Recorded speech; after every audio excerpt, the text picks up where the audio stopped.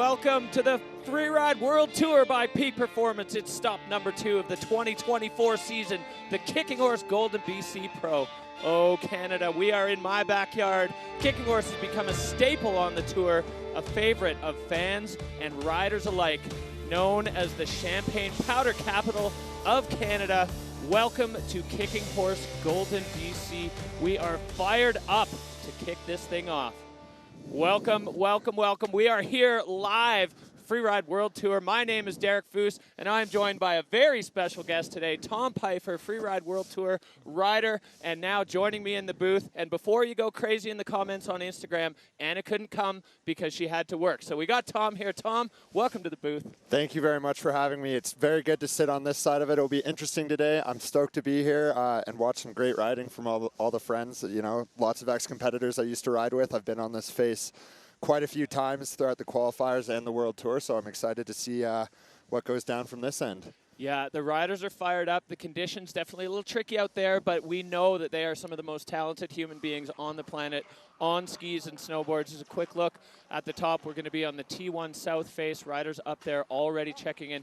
Tom, a little bit of a look into the mindset of these moments when, you know, we're still an hour away for some riders. Some of them it's coming up quick. What's going through their heads up there? You know, right now it's just if you're going to be dropping a bit deeper in the pack, you're going to be watching and seeing what these first riders are going to be doing and how that snow is actually going to be getting ridden. They do have the forerunners to go through and get some feedback to see, but there's, you know, nothing like watching some other competitors put some runs down on the face. They're just trying to get prepared. Right now it is pretty dang cold here in Kicking Horse, so I'd imagine some of them are just going to keep skiing some laps, staying warm, and then just popping by to check out the comp until they're ready to go and they have to hike up. But keep it settled. So yeah, keeping the legs warm and keeping the minds on point. It's all got to come together today. Valuable series points on the line. We'll take a quick look at what got us here and how it all works this year on the Freeride World Tour. Perfect. All right, so the format this year, we lost a couple stages in the Pyrenees. So in the preliminary stage of the Freeride World Tour, we've got the Verbier Pro, the Kicking Horse Golden BC Pro, and then we head to Georgia. That's all 53 riders. Then we cut half of them. 50% of them will be off to the Challenger Series, and the other 50% will be heading to Fieberbrunn in Austria with a 2-run format. Best score of your 2-run counts. And then to the big mama, the Yeti Extreme Verbier. That is Freeride World Tour Finals. 27 athletes, skiing and snowboarding, men and women, taken to the biggest stage on the freeride planet, the Bec des Roses. But right now, they still have to complete this. We are in Canada, our backyard, Tom. As you said, you've competed on this T1 South face before. There's definitely a lot of options, and there was some confusion, it felt like, in face check of people wondering what they were going to do and how they were going to approach this. Yeah, absolutely. You know, right now, just even throughout North America and BC, it's a bit lower of a snow year. So the face has a bit more terrain options because stuff isn't as filled in. There's some more trees at the bottom. Some of the cliff bands are quite a bit bigger. So the venue is actually looking really different from previous years. So we are going to see some newer lines that haven't been skied and some old lines that just won't be able to be skied. And that's just the nature of freeride. So I'm super excited to see how creative the riders are going to get today. All right, well, let's dig into it with our face preview of T1 South here at Kicking Horse.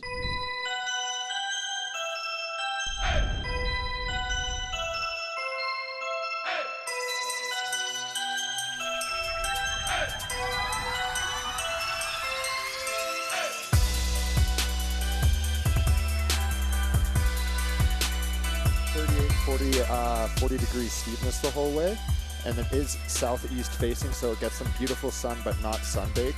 We're going to be running a 2-start competition in classic style here, just so riders can access that cliff band off the top that you saw and just open up some more lines.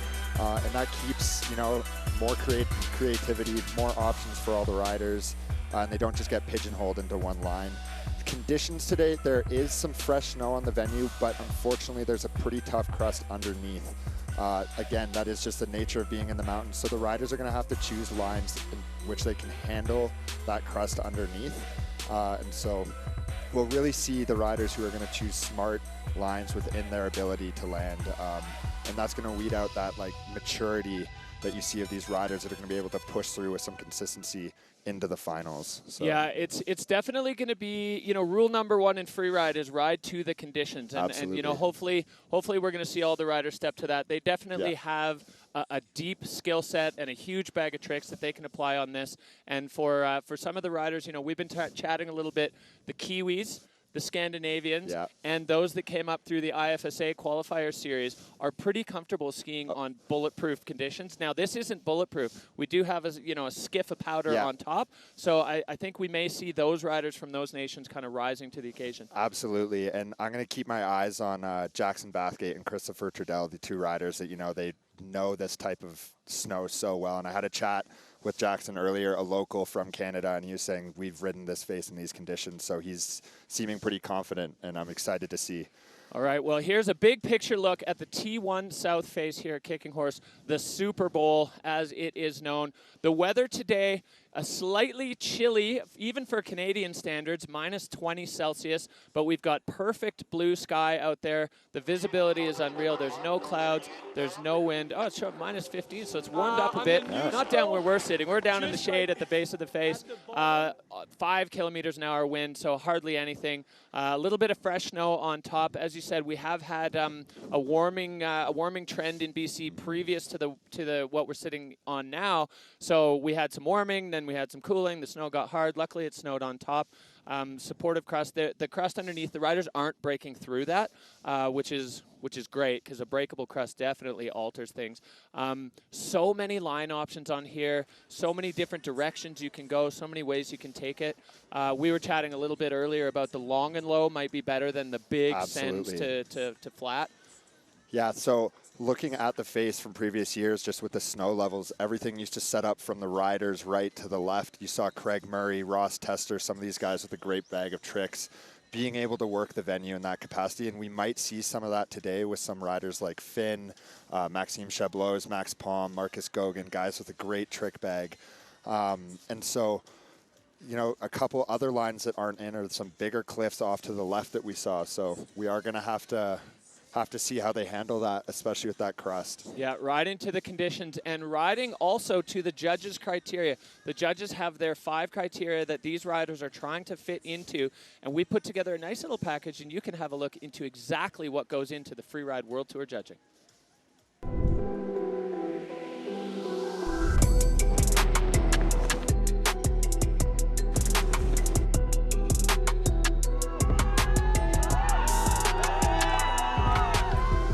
Hi, my name is Bertie Denevo. I'm one of the Freeride World Tour judges. We score riders from 0 to 100. When the rider leaves the gate, he has a score of 50, and then the score goes up or down depending on what we see. There are 5 judging criterion. The number 1 criterion is the choice of line. We'll judge whether the line was difficult or not and whether the athlete did the best out of his line choice. Then there's air and style. How big is the jump? How many are there? Were the tricks in the air? Was the rider in control in the air? How were the landings? The landings are part of the jump. Then there's fluidity. We judges are here to decide whether the athlete was really fast or kind of slow compared to how exposed or how difficult it is to ski. Then there's control. Here we'll judge whether the rider was in control at all times. Then there's technique. For pros, we don't really judge their technique, but we might take off some points if they side slip in a place where another rider was taking turns. The score, like a temperature, will go up and down so that we have a score in our heads when the rider crosses the finish line. All right, so that is exactly what they're looking for, and now we are seeing the judges in action. We've got Laurent Lolobes, the commissioner of the Freeride World Tour, alongside Bertie Denevo. Those two sharing the commissioner's job this year, and both of them have been doing this since the Freeride World Tour's inception as well. We've got Michelle Manning out of Utah and Laurent Gauthier, Larry, coming from Whistler, BC. All of these judges have such an incredible wealth of knowledge. Tom, you've been judged by them many times over the years. It's a difficult job they've got. It is. And you know what? 50 of the best riders in the world are putting down so many great runs, and it does come down to the details and all the little things that you see. So they definitely have their work cut out for them today on this action-packed venue. It's going to be short and quick, and they're going to have to be on it, but we'll see. All right, well, we're lined up for Kicking Horse, but of course, we have already got one event in the bag here on the Freeride World Tour by Peak Performance in 2024. Let's take a quick rewind and see what went down at the Verbier Pro.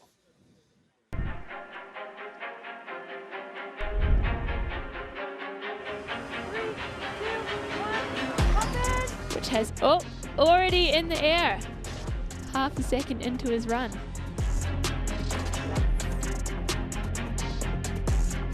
I came this year with a wild card, and luckily I did first on the first event, so now it's a bit less stress for the next. Pretty stacked field of snowboard women, from experienced veterans to a few rookies. With the winning on Verbier gives me for sure a good start of the season, but for sure it's just a start, so just gonna continue doing what I like to do and hopefully goes well as well. We've got smiles and tears on our Freeride World Tour podium. 3, 2, and it looks like she wants to take a chunk out of this big buttress here. Going huge and managing to hold that one.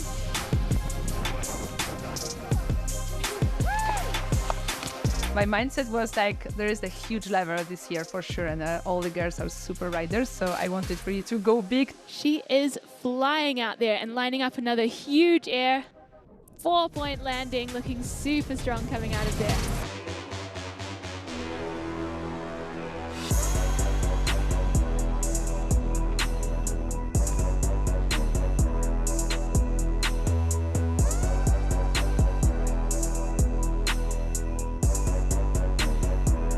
Taking that one pretty deep. Yeah, I had a good start into the season with the first win, but I think in this sport you have to compete in every race the same way and always be focused.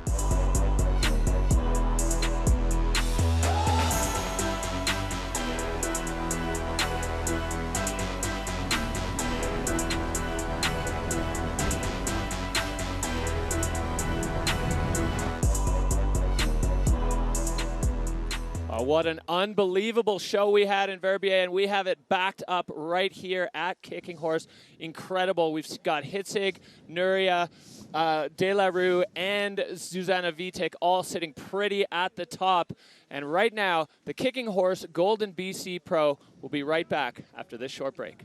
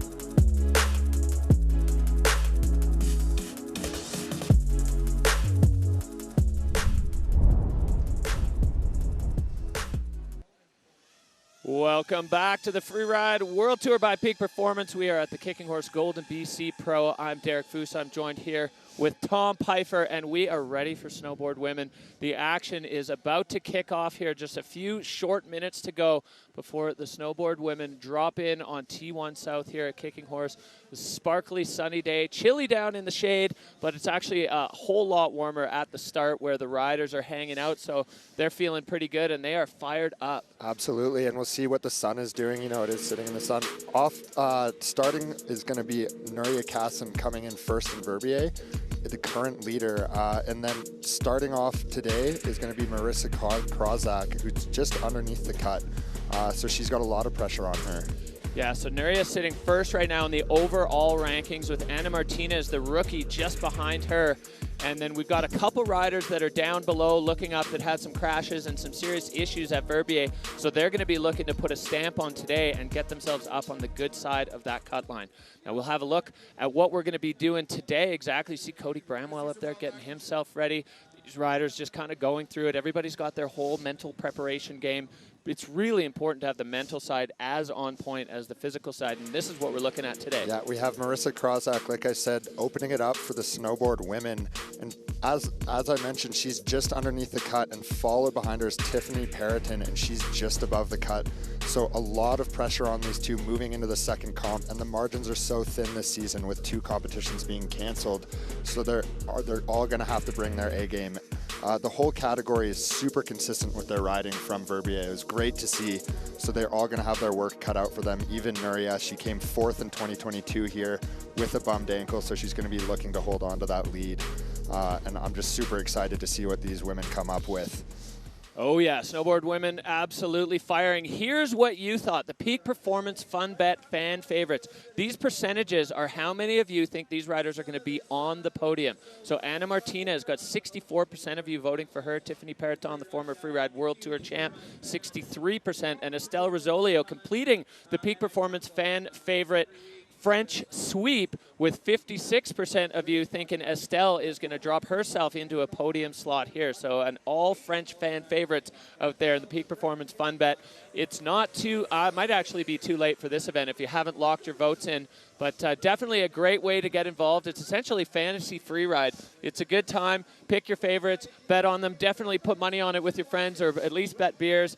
As we go up to the top, you can see the riders all getting themselves fired up. There's the young rookie who's sitting 2nd overall. Pretty exciting for Anna Martinez joining the Freeride World Tour, and all of a sudden she's sitting on top of the leaderboard in the overalls after one event. Yeah, absolutely. Again, a big picture look at the face. We'll see where these riders are going to get drawn to in the category. Especially on a snowboard, this crust can be quite challenging underneath. It's different for skiers and snowboarders. It's just because it's the same conditions doesn't mean it's easier for one or the other, but we'll see how they handle themselves. Yeah, I think the conditions as they are currently are going to shine a magnifying glass on your technique. If your technique is not on point, you're going to get bucked and tossed around all over the place. Those riders who have a solid edge-to-edge technique are going to shine on this face. The judges are going to notice it. We're going to see it. You're going to see it at home on your TV. So definitely the riders that have put in the work honing that snowboard technique are going to shine today, and I'm excited to see it. Yeah, absolutely. Me too. A good look at the start there, overlooking Golden, BC here in beautiful British Columbia. We're looking at start 2. The riders did have to get harnessed in to go up there over the knife ridge. And this is going to be a great drone shot looking over the venue. This is what the riders see and they inspect from. So you're going to see all the lips, the angles they might have. Lots of creative options here today. And as we get underway, I think the riders who are going to get some of this fresh snow will have it is going to make a big difference as we move throughout the day. Yeah, it's cool for the riders because both of those start gates in a normal time of the season, or especially start 2, is not actually open to the public to ride. So the riders getting a little bit of a treat. And we are up to the top. We're kicking things off here with Marissa Krawczak riding out of Bend, Oregon. She's been shredding with the friends back at Mount Bachelor in the break between the events. Marissa coming from that film background, Jones rider, and she is fired up. Marissa Krawczak, our first rider, is on the face. Working her way out of start 2 down that top ridge. We're going to see where she's going to choose to drop in, coming down here, enjoying that powder off the top. A nice air right off the top, a good nub, getting that line score built in already, and another grab and air, working things beautifully down the run. Yeah, a bit of a learning curve for Marissa in the first event. She rode great, but just wasn't a super technical line. So now we're seeing her actually learn the ropes in freeride, stacking those features up at the top of the face. That gets his judges' attention right away. Absolutely, and as they work their way down here, there's so many trees, so there's not a lot of landmarks. They're really going to have to be dialed in, and she's going to have to know exactly where she's going here to find the air and the line. Yeah. Maybe very too tricky. many landmarks. Yeah, absolutely. That can be a huge challenge if there's too many landmarks and trees. So she's working her way down this tree section in the bottom, working that spine. Beautiful turn. And right off the bottom section now, you can see Marissa is drawn to the powder. There's a couple sections where the slough has run down some of those gullies. And now Marissa coming speeding into this lower wind lip, getting herself off. And this section, we heard from the forerunners, it's quite wind affected. So you could see Marissa's board kind of moving around, but not affecting her body position at all. Clean run top to bottom for the first rider. And that's what you want to see. You want to see the first rider get down. Beautiful run by Marissa, keeping it on her feet, keeping it in control. I didn't see any errors or any inconsistencies there, so we're going to see what the judges are going to think of that, but beautiful to watch. Look at that pow off the top of the ridge, and then awesome nub to find, and just working that energy. Yeah, so the bar's coming up a little down in fluidity, maybe because she moved across the venue. The video judges' scores are not actually scoring scores, so that's just to give us a little something to chat about.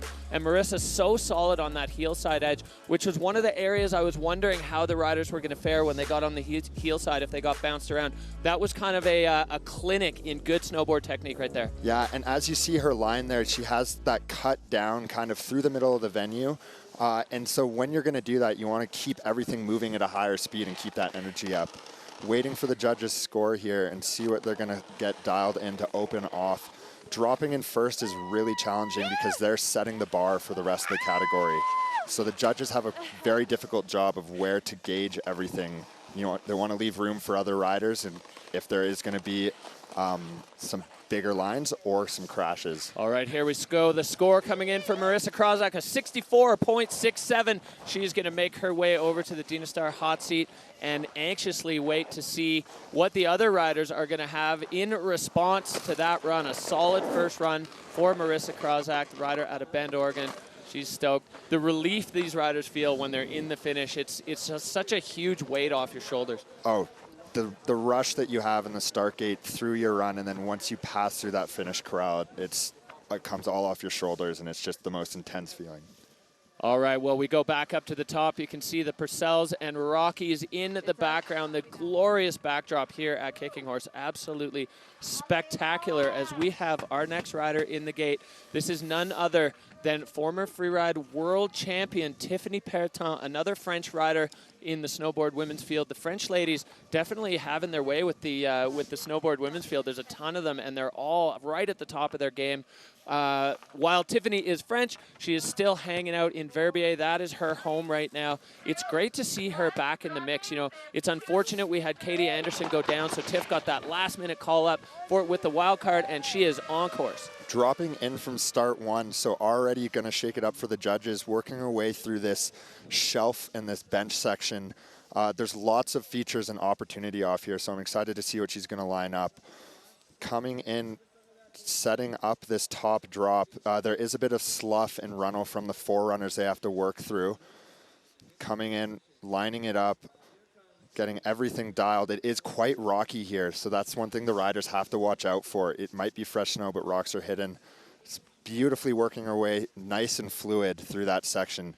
You know, you want to make sure you're moving. You want to make sure everything's going downhill, and she's doing a great job. Yeah, fluidity definitely a big part of the 5 categories, and Tiphanie airing off that. We kind of missed the angle, but looking clean as she gets down through these powder runnels and zipping across to this next section. She's got a little boulder underneath her, tip off it, and straight in control on the landing for Tiphanie Perrotin. Coming down the tree section again, like I said, this is where riders are really going to have to get creative and find these small nubs and these airs to take off. Lining it up off the bottom, beautiful air. Finding that fresh snow. You know, snowboarders make these beautiful turns in fresh snow, and it's so nice to watch even as a skier. Coming out with speed into this wind buff section. I'm nervous for a lot of the riders down here in the bottom because the forerunners said it is quite challenging snow. Off the wind lip, keeping it on her feet. Beautiful run by Tiphanie Perrotin, keeping it through the finish corral. I'm stoked. All right, and you can see there, the finish corral, there's not a lot of people crowded around it, but just about 30 meters to the side, there's a sunbeam, and all of the crowd that's gathered down here is sitting in the sun. Tiphanie Perrotin kind of tossing her hands up as we take a look back at this run, Tom. working her way off that top. You know, that top is really tricky with the snow level. There's lots of sharks, and she managed that beautifully, keeping the fluidity up. Love this air. Unfortunately, a bit of a butt check. That was the angle that we missed. That is going to be a huge dock on control and fluidity, as we see from the video judge. And that's that crust that we were talking about underneath. Yeah, you know, one of the hardest things in conditions like this, when you get into the air, your eyes see powder, and your brain sets your legs for a powder landing, which is a little softer, a little more give in the leg, but it's only a little bit of powder on top of that really firm crust. So we're seeing the score here coming in for Tiphanie. It is a 52-6-7. You can see the reaction. Her face tells it all. She knows. So Marissa Krawczak there sitting in the hot seat. That was a big challenger fended off for Marissa in her quest to stay in that seat for the whole snowboard women's category. Absolutely, and with these two women both on either side of the cut in the overall ranking at the end of the day, we might see some changes now, and we still have such a stacked field for the women to come up. Yeah, could see a little switcheroo in the overall as we make our way up. You can see just how rugged this venue is. The T1 South in the Super Bowl area. The riders had a short hike, I think, especially compared to the last event in Verbier, about a 15-minute hike up the Terminator face, and we are heading back up to the top for Estelle Rizzolio, French rider, another French woman on the Freeride World Tour. She's a DJ, she's a coder. I don't know if we're going to get to see it, but she custom painted her board, and she was so stoked with the way it came out. It's hard to see just by the angle, but oh yeah, there you go. Bright pink. She's so stoked on representing her whole community. Estelle Rizzolio is on course. Working her way out of start one again. You know, the riders get that option, and so whatever speaks to them, they're going to take first. Working her way into this technical section, into the closeout, lining it up, making sure she's getting everything dialed, and right off the nose, stomping it, staying in control. A little bit of a control issue coming in, trying to shut out. And again, you see that's where we see that crust influencing how the riders are going to have to manage their speed. Once you start going too fast, it's hard to shut down. Yeah, really hard to slow down, really hard to get direction. And, you know, the instinct is to throw the board sideways. Sometimes a little bit of patience. There we go now. Was sick nose grab off the top.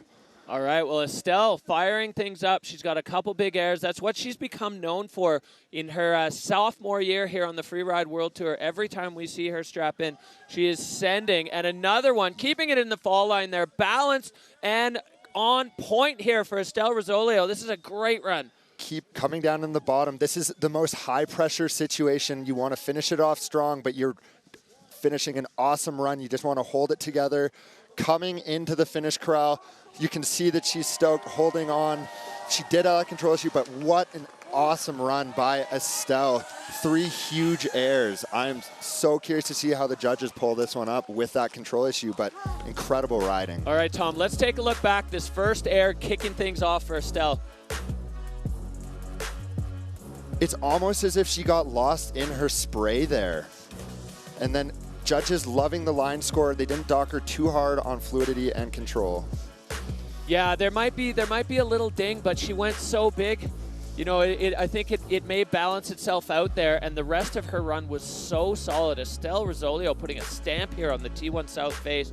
A really solid run. You can see so fall line, so direct, and just filled with features. I have a feeling the judges are going to be pretty fired up with that one. Yeah, that was an incredible run, and let's see what they Here get. we go. Score coming in a 78 for Rizzolio. So Estelle taking over the hot seat, that hot pink board doing its job here on the kicking horse face. Big hugs there for Marissa as Estelle, you know, every time we saw it last year, she would either explode or she'd do super well, but every single time she was just out there sending and kind of doing it with what seemed like a ton of joy, having a blast on the mountain. So really exciting to see for Estelle. As we move on, we've got the T1 face here, T1 South face, and our next rider is going to be a young Canadian who had her way with the challengers last year. We'll catch up with Erin Sauve.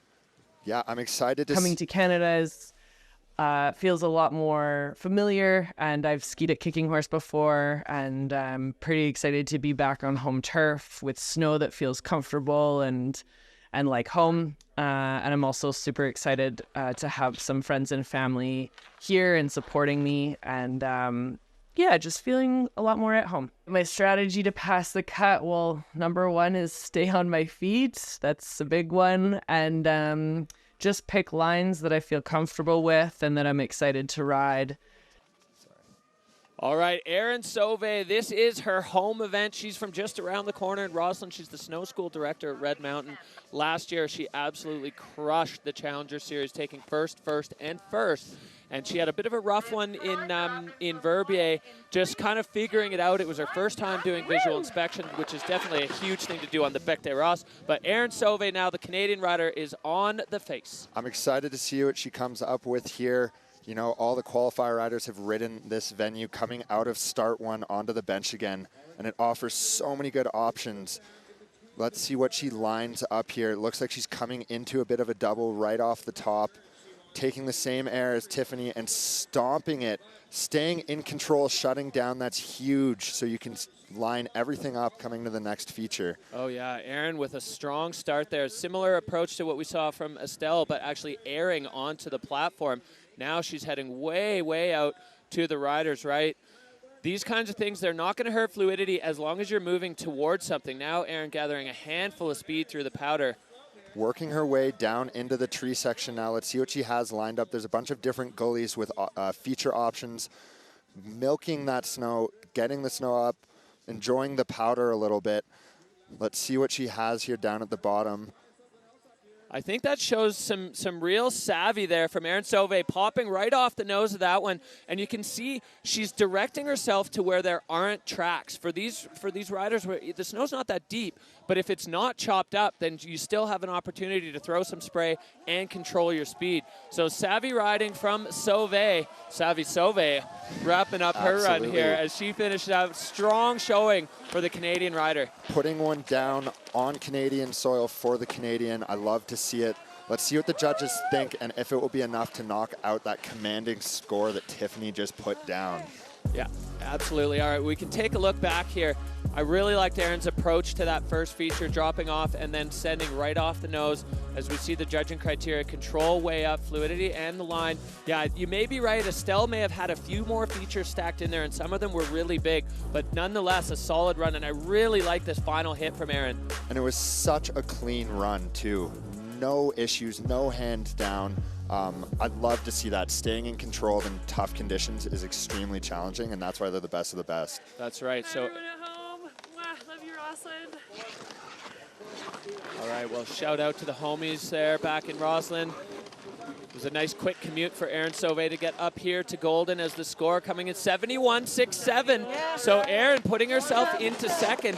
As you said, Tom, that line of Estelle Rizzolio standing up to a solid challenge from Erin Sauve. Estelle went hard on that one, and she's been rewarded for it. But we are not done. We still have a stacked field of women up at the top. Absolutely, but this could also just be the score that she needs after the Verbier run. So this is great to see for Erin.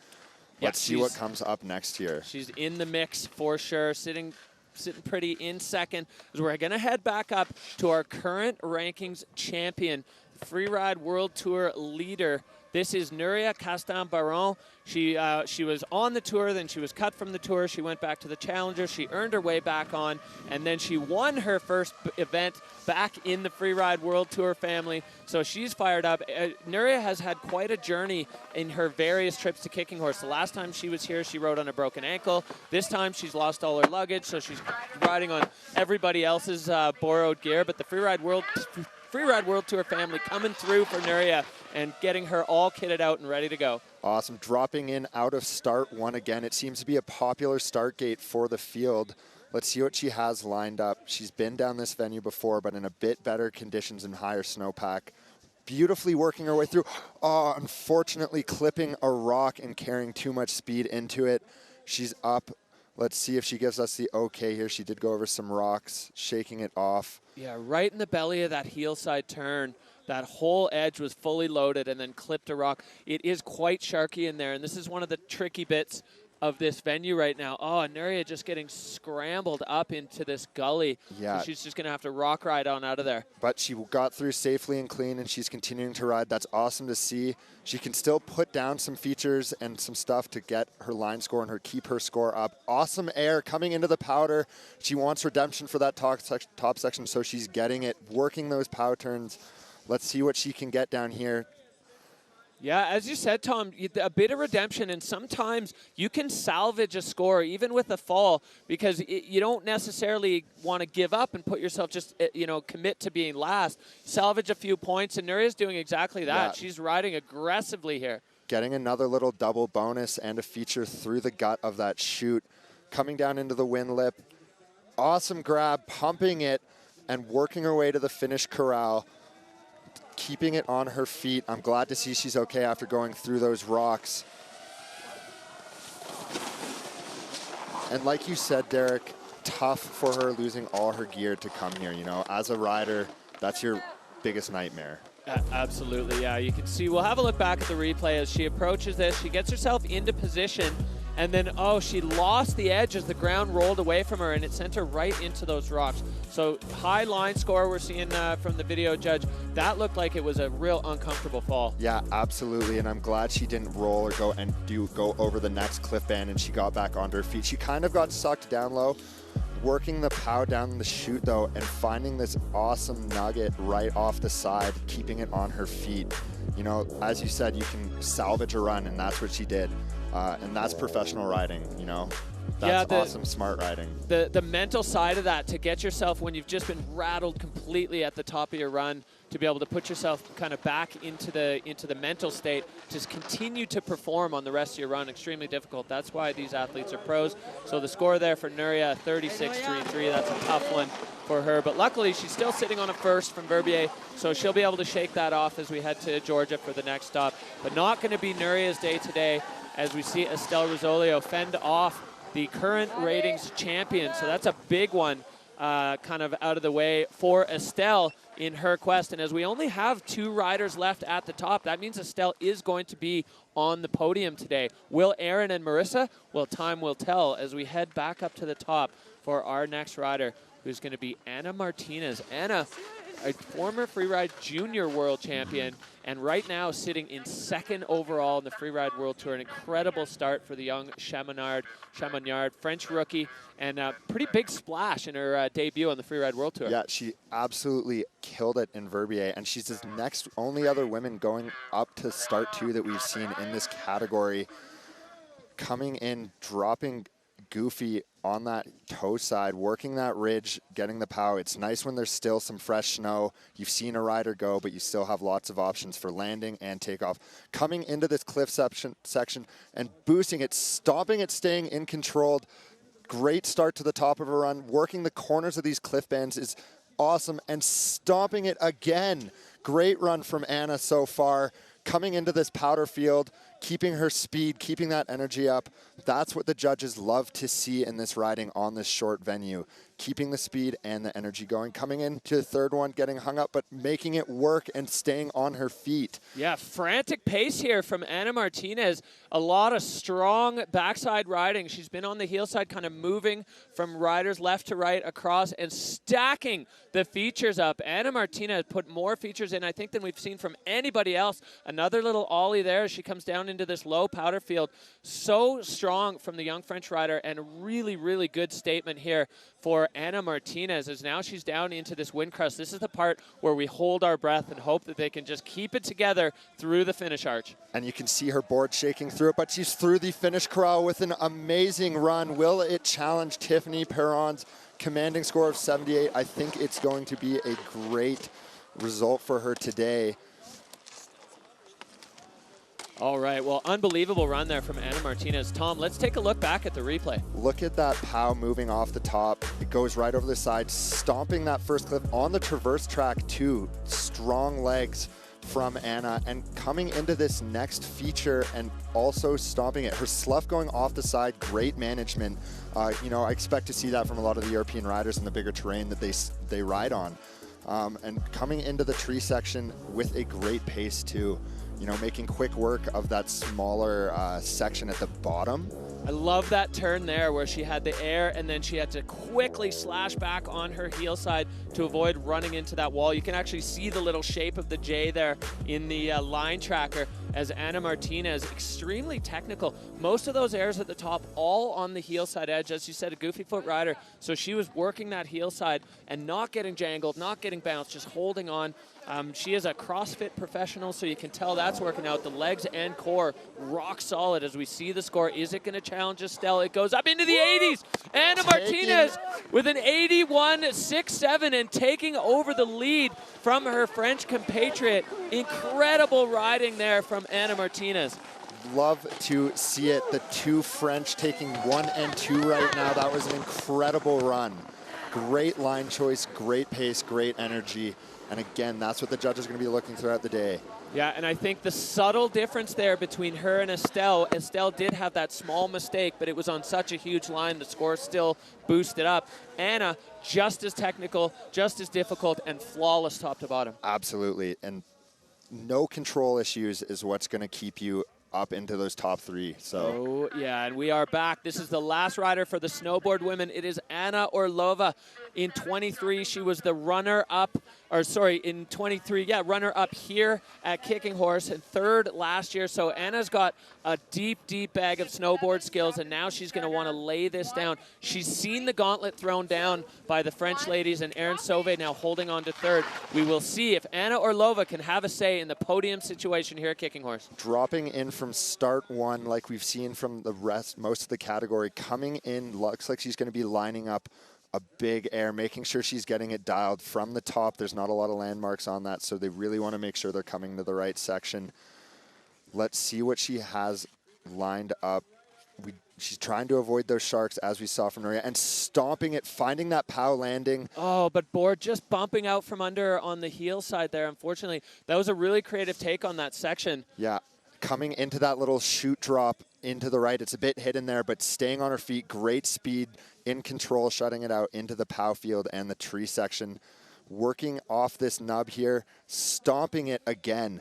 You know, staying in control. She might have had a bit of a butt check up top, but she's flawlessly working her way through this bottom section and keeping a great pace too. Yeah, reeling this back in and getting her mind back across court into this gully now. This is kind of chattery. Ana getting on the heel side edge just to shed a little bit of speed and catching another ollie there. So Ana Orlova, that was a bit of a roller coaster of a run. It had some really exciting good parts and then that one tough control issue at the top. But I love the way she approached the section that took Nuria down. A little bit different angle and it kept her on her feet all the way through. Absolutely, and working her way through the finish corral. She's through. She did go in probably the steepest, most technical section. So let's see what the judges think of that in the line score. Great riding from a powerhouse rider and veteran on the tour. All right, Tom, walk us through this replay as we see her in this technical section at the top. Keeping her speed controlled and finding that pow landing, and it looks like she went over a tree, which actually bumped her board and knocked her off balance, but great riding through that shoot and air. Beautiful shutout turn, high energy. And look at all these landings and getting a grab in there as well and stomping it so clean and in control. You could see the judges' bars there from the video judge. The line absolutely maxing out. And as we saw, the fluidity, unfortunately, a little bit down as she did basically come to a complete stop. Ana Orlova. Now we've got Ana, the other Ana Martinez, sitting in the Dina Star hot seat. Ana Orlova waiting for her score. I think with that little control issue, we're not going to see it challenge Ana Martinez here for the top spot on the throne as we wait anxiously. These moments as a rider, Tom, how difficult are they when you're just standing there waiting for the score to drop? You're thinking about your whole career right now. Are you happy it's right horrifying. So as somebody that's been there many, many times, tell us what you're running in French. You're just praying and hoping, and you got down, but let's see what they give her.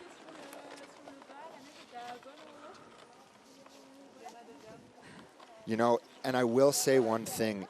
We always want to look for that top spot, but it's those middle pack results that can get you through the cut at the end of the day. It's those differences maybe between a fourth, a fifth, that have a huge, huge impact on your overall. So consistent riding throughout the season is huge.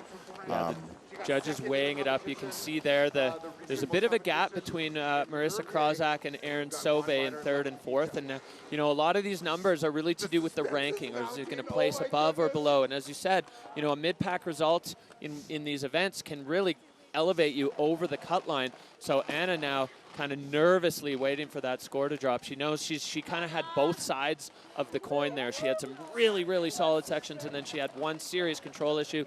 So it jumps up a 71 for Anna Orlova. So that slides her into 4th. That's going to be, honestly, I think a pretty happy result for Anna, knowing that she went down. And for this young lady, it's all starting to dawn on her as the former junior world champion is sitting on the top of the throne here in snowboard women. The category is wrapped up, and Anna Martinez absolutely putting a stamp on it as we take a look at the event standings. Look at that incredible riding from all the women today on this tough crust underneath. We saw some huge airs throughout the category too. They really put the judges to work today. Big time, yeah. Tiphanie Perrotin there and Nuria Castan rounding things out. Neither of them having quite the day that they were looking for. Anna Martinez with the 81.67. Incredible riding from her, and so stoked to see her come back. And here we have the 3 podium finishers. Estelle Rizzolio in 2nd, Erin Sauve with her first podium on the Freeride World Tour, and Anna Martinez backing up that strong start to the season in Verbier with a win here at Kicking Horse. And that is your podium. All smiles and cheers for these women today. Incredible riding. And let's see how this shakes up the overall standings. All right, well, let's see. Anna Martinez taking over the top spot. She's going to be in that leader's bib moving forward. Estelle Rizzolio now sitting in 2nd. Nuria Castan down to 3rd, but still above the cut. And Erin Sauve, just as you suspected, Tom, with a strong result, jumping up to the good side of the cut here. So a big shakeup in the snowboard women's standings here after the Kicking Horse results come in. And look at how tight the scores are between the 2nd and 3rd right now. You know, Anna Martinez with a good commanding lead, but 2nd and 3rd are still up for grabs. Very much coming into the next competition, and especially for Tiphanie and Marissa. All right, well, incredible riding there from the snowboard women here on the T1 South Face at Kicking Horse. We are going to be right back with the Kicking Horse Golden BC Pro after this short break.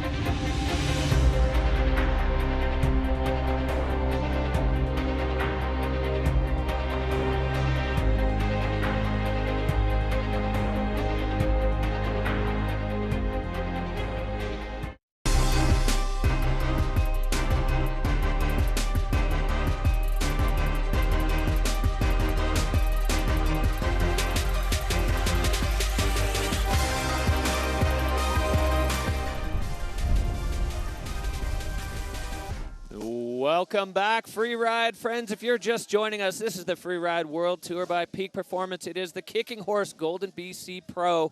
I'm Derek Foose. I'm joined in the booth by my good friend Tom Pfeiffer. We're bringing you all the action live here from Kicking Horse Mountain Resort, and we are just about ready to kick things off with the snowboard men. We just saw fireworks from the snowboard women. A solid go. Here is where we're sitting in the overall situation. Victor De La Rue taking the big win in Verbier, another Verbier title. under his belt. Holden Samuels and Timm Schröder, two young guns really making a stamp on things. And then as we move down, John Powell sitting in exactly where he likes to be, just under the radar a little bit. And then moving on down, we had a few riders who didn't quite have their way in Verbier. Michael Mon, Liam Rivera, who had the win here last year, Hugo Serra, and Cody Bramwell. I have a feeling we're going to see Cody coming back firing today, as he is one of the strongest riders on this tour. Absolutely. There's a lot on the line today coming into the second competition of the year here in Kicking Horse. The men that did not had a bad run in Verbier are going to be working hard today. Starting off today, we have Gabriel Bletton and followed by the American Brian Stenerson. The overall current leader, Victor Delarue, is going to go watch two very skilled riders work their way down before he gets to drop. And then Cody, who's going to be hunting for a result, is going to get a watch these guys, see what they can do. The Americans today, I think, are going to have a huge advantage, who have come through the qualifying series here, where traditionally we compete on quite a bit harder, firmer snow. So it's going to be anyone's game here today. Timm Schröder and Ludovic Guillot-Diat are going to be closing out the day, two incredibly skilled riders, so it's going to be an action-packed afternoon. All right, well, let's take a look at what you thought. 82% of you thinking Victor Delarue is going to be the man here. Peak Performance Fun Bet fan favorites, 55% betting on Cody Bramwell, and Leah Rivera looking for a big result here. 45% of you feeling that he is going to be on the podium. These percentages are how many of you think that these riders are going to be standing on the podium at the end of the day here in Kicking Horse. So Peak Performance Fun Bet, get on it. It's a blast. It's a fantasy free ride. You can vote for your favorite riders. We see John Powell just focusing up there at the top, as he is, one of the most solid riders on the tour. Understated as always, but as soon as he kicks out of the start gate, always exciting to watch. You know, one of the things I think is best about this, Tom, and you've lived it, the camaraderie up at the start gate is just so incredible. It really is a family. Absolutely, and you know, everyone's under the same pressure and nerves, and everybody's there for each other. You know, nobody's going to be closed off to anyone. Everybody's focused, staying in their own headspace, but it's all one free ride family. And if, you know, you're feeling unsure about something, you can just ask one of your buddies. We're all there to help each other. We're all there to compete and win, but it's a great group of individuals on tour this year. Yeah, so, you know, maybe give us a little bit of insight into that sort of start gate, top of the mountain mindset, because everybody's got really different processes that they go through to get themselves ready. Some people can't stop talking. Some people are cracking jokes. Others are off to the side by themselves. Yeah, no, it's how you handle your nerves and how you can get yourself into that mental state before the start gate and before the drop. You know, there's a lot of distractions up there. I like to chat a bit, stay a little bit relaxed. You'll see a lot of that with some of the riders, you know, as we saw Cody and Michael standing there, probably having a good conversation, keeping it relaxed. But then as you move into that start gate, as you get put into that hot seat on deck when they call your name, it's all focus. It's nothing but respect for the riders who are going to be going up to battle and trying to put it down. So I'm super excited to see what gets thrown down here today. As I said, the margins are thin this year with 3 competitions before the cut. Today could mean everything for some of these men in the start gate. All right, so we are 30 seconds out from our first rider in the snowboard men's category. Kicking things off today is going to be Gabriel Bletton, French rider. He had a banging run going in Verbier before he crashed. And one of the coolest things I think about Gab, you know, he came back from injury. He built himself back up. Anna called him half man, half metal. And he is sitting in 8th place right now overall on the qualifier series for skiing. That is insane. Yeah, this man is a multi-talented rider, 37 years old. He's got a baby on the way. It's such an exciting season for Gab Bletton, and he is now on course. Snowboard men underway here at Kicking Horse. Gabriel dropping out of start 2, opening it up for the snowboard men, working that ridge in that fresh snow, and getting caught by a rock or crust going down. Let's see, it's right at the top. He can still absolutely salvage his run, coming off a huge cliff and going right bottom to that crust, but holding on. Yeah, you can see how hard he hit with the backflip. Gab landing almost dead sideways there on his heel side edge, still tossing it though, just going full send here for the French rider, slashing the powder now. That's a tough start for Gab Bletton. And down again, unfortunately. You can see this is where anything that's too high impact, you're going to find that super hard crust, and coming out through the POW, enjoying a bit of it, staying on his feet, staying safe, getting to the finish crowd, mocking through.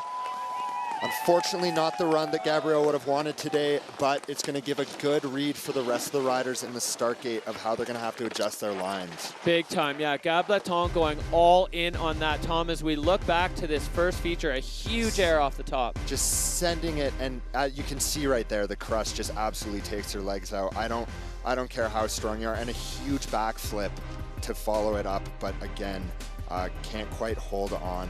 And you know, that's one of the things, as we've mentioned, you want to just keep sending it, but eventually you're just going to have to take yourself out of that go, go, go mindset and just get safe, get down. And as you see that here, working that POW, enjoying it, huge turn.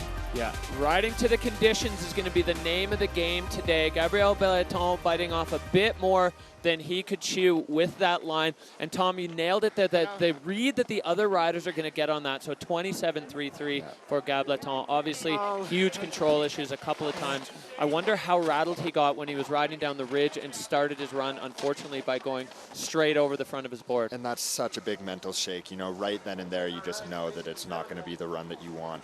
And it just removes you a little bit from that headspace you need to be in to stay completely focused. And, you know, dropping first is so challenging. You know, they set the bar for the rest of the category on score, so it's a ton of pressure, especially in these tricky conditions.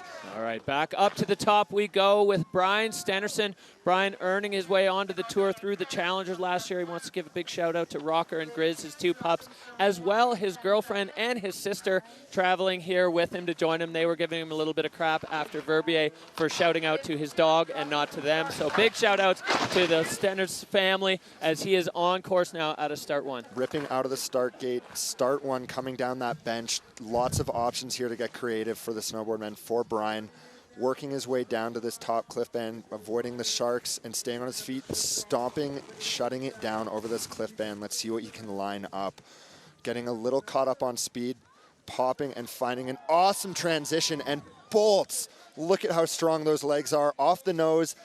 And stomping again, staying in control, and he saw what that crust did, and he said, no, thank you, I'm going to be in charge today. An absolute clinic in board control here from Brian Stenerson as he makes his way over to this rider's right gully, getting a little tangled in the tree, but not going down in another air as he keeps it in the fall line. You can see there's only one track in this section. Heel side, quick feet there for Brian Stenerson as he comes down now into this wind press section, lining up the bottom wind lip, popping 180, and he's riding switch. I think he was looking for the nose butter there or just trying to keep going. It's actually kind of unusual with the temperatures being as cold as they are. The snow, especially in the shade, has gotten really sticky. Yeah, absolutely, and you saw that there. You saw his board starting to get shaken, but he made it through.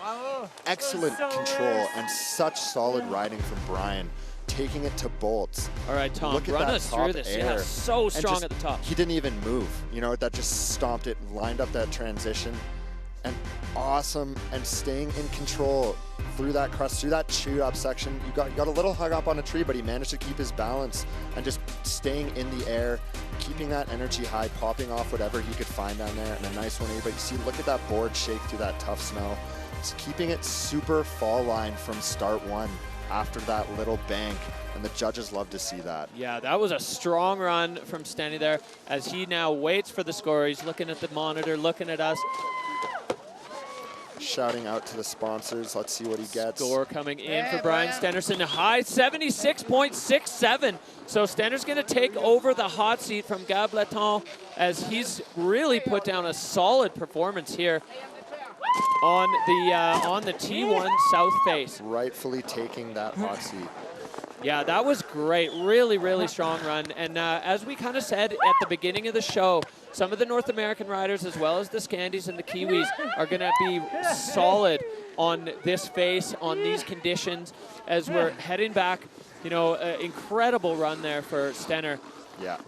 As you know, coming right out of the qualifiers, he still has this hard condition mindset right into his riding, and he handled it beautifully. So, you know, two very different runs to start off the category. Let's see what the other men are going to think. Well, they're going to learn a ton from that. And, you know, really, really solid, like good line choice, lining up things without a ton of impact. Let's give it a shot, sure. As we move back up to the top, this man leading the rankings, we got a chance to catch up with Victor. My goal for this season is to try to find on each competition features that is inspiring me, like looking at the face, and to just write something that I would be stoked to write. All right, well, Victor, as always, looking for the inspiration from the mountain. He's wearing that fire bib that indicates that he is the overall rankings leader on the Freeride World Tour, taking a huge win in Verbier to start the season off. Victor was out last year with injury, got the injury wildcard back onto the tour, and I'm pretty sure when that press release went out, the rest of the riders in the snowboard men's field shaking in their boots. Off out of start two, right off the top, super technical, exposed to air and keeping it in control. Coming in off this shelf, let's see what he has lined up.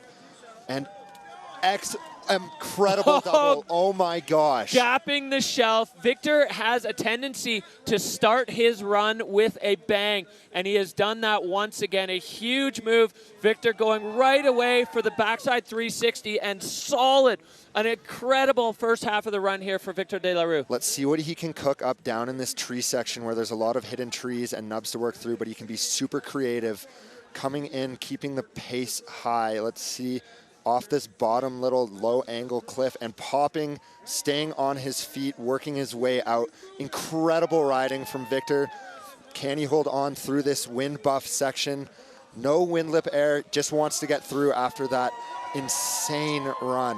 Well, smart finish there from Victor. You can't win the comp at the bottom, but you can definitely lose it at the bottom on that wind lip. And Victor De La Rue with a stamp on the T1 South face. Just classic De La Rue run. You know, we're going to see here on the replay this top section, Tom. Look at that double and landing and right off. The amount of control that you have to have on that first landing to come off, avoid rocks, and stay in control.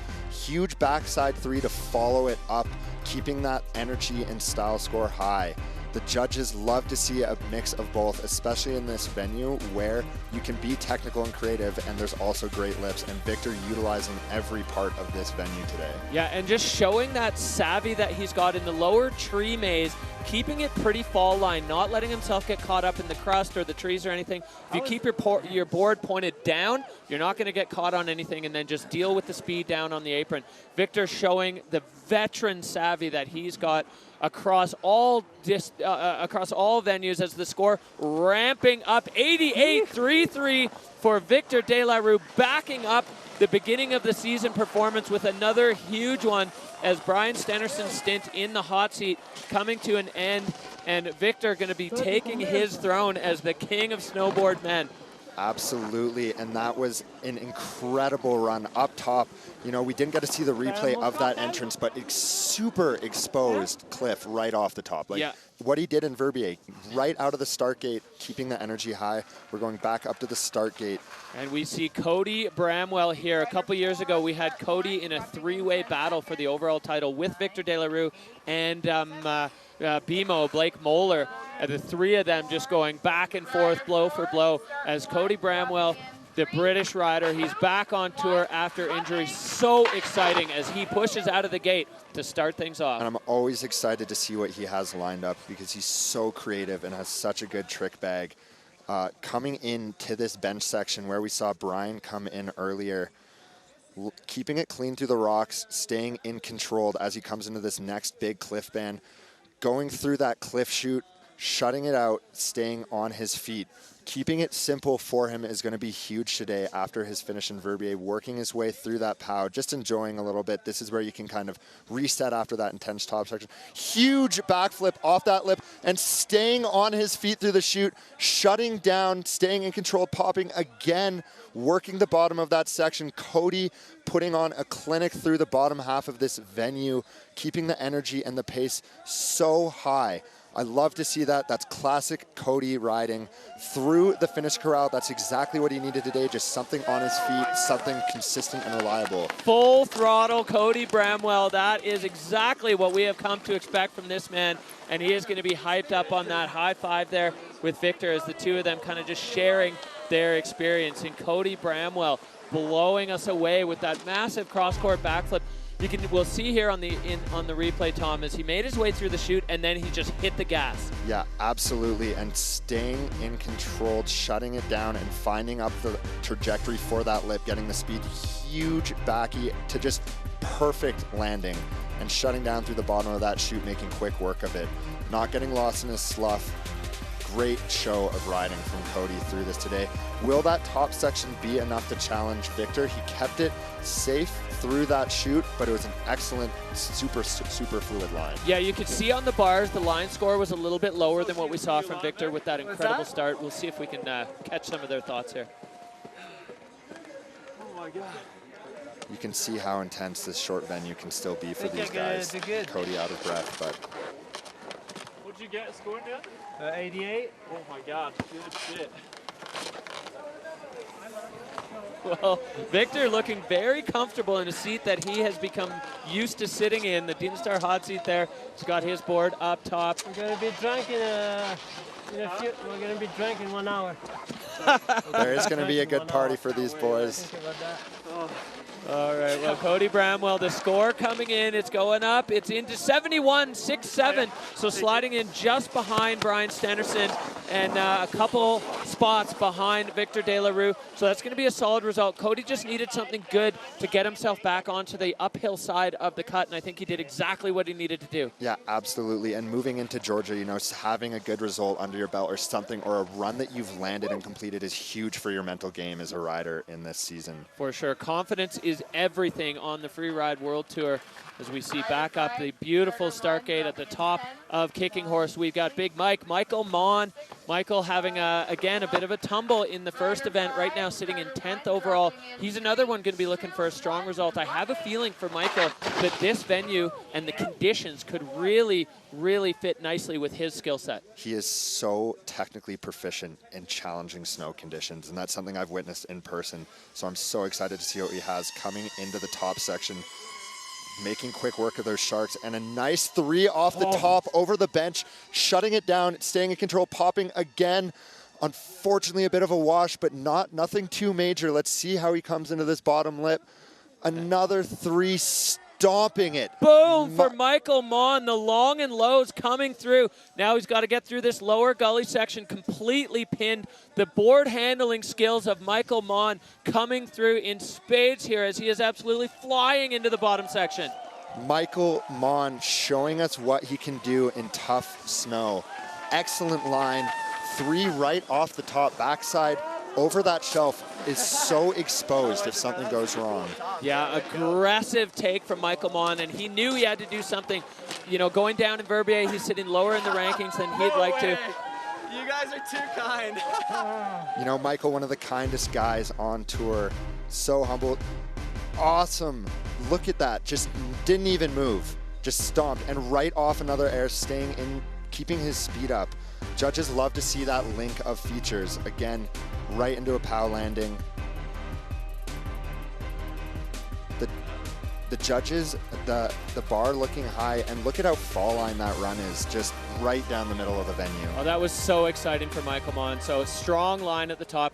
The boldness of that 360 at the very beginning off the shelf, just popping off that edge, and the judges have had their say. Score coming in 81-33, just behind Victor De La Rue, and Michael Mon putting himself into second, and he is stoked. Nice Look job, at that. That is a great show of riding. Even with that little shutdown control issue, he salvaged it and kept it fast, high energy, high paced, lots of tricks. Michael's, again, such an incredible rider in these conditions. All right, well, incredible show so far from the snowboard, man. These guys are just having their way with the T1 face, as we had a chance to catch up with Holden Samuels after his strong performance in Verbier. Yeah, so it's my second year on tour. I did have a really good start, getting second place, and that gave me a lot of confidence going into the rest of the year. I'm really trying to get another solid run down in kicking horse so I can guarantee a spot in the finals. Definitely trying to have as much fun I can on tour, take advantage of the really cool places and people we get to meet. I'm also trying to win this year, so.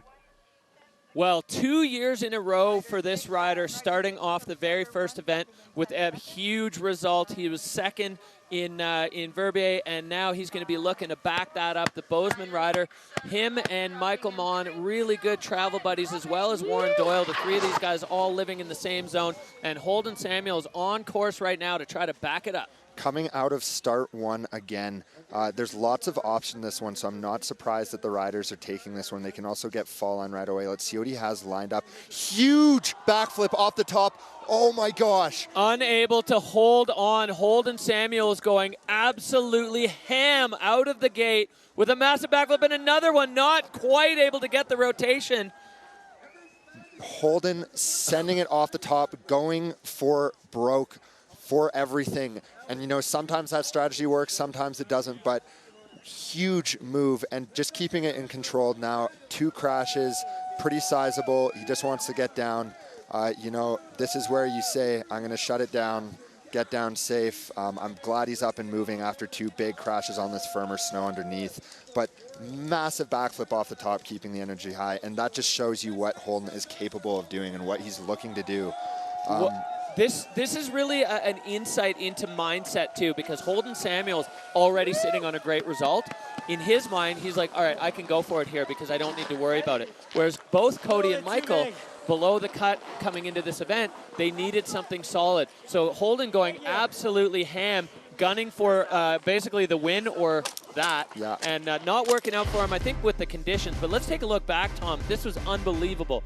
Boom, huge set and just laying it out. And yeah, you can just see there, it's that crust underneath that just comes up so fast, even with that fresh snow. And trying to go for it again here. I think he got a little, his pop got a little delayed from the fresh snow in that fresh takeoff, working his way down. You know, second year on Tour 2 is also a challenging spot to be in. You've proved yourself, now you want to stay on.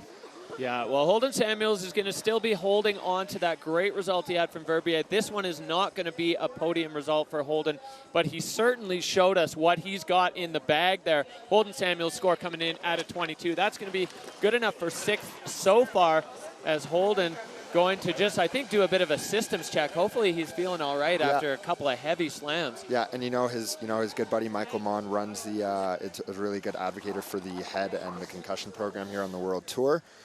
So I'm sure he's going to take a breather, sit down, and be okay. Hopefully he did finish the run on his feet. So here's where we're sitting. Victor De La Rue in first, Michael Mon in second, Brian Stenerson sitting in third spot, another Bozeman rider. So the 3 best buddies going back to back to back. The next one in the crew, Warren Doyle. He had a solid run in Verbier. We're going to see him now kick things off. This guy has the whole package. He's got all the tricks and unbelievable board skills. Warren Doyle, a couple slashes to get things started. Coming out of start 2, working that ridge, coming into that same area we saw Gabriel hit. Huge air and stomps it, staying in control. You can see him holding on, working that power and popping, keeping that energy high off of anything he can find afterwards.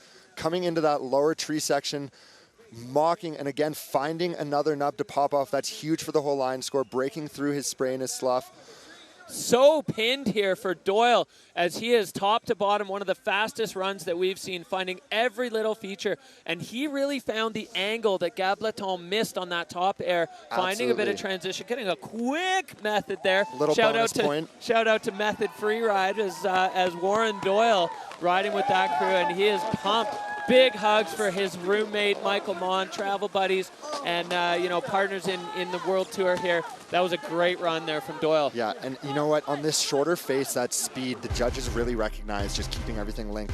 Finding that angle and sending it, just getting the grab and holding on. You saw him come back, but staying in control overall and finding all these extra side rollers and lips to pop off.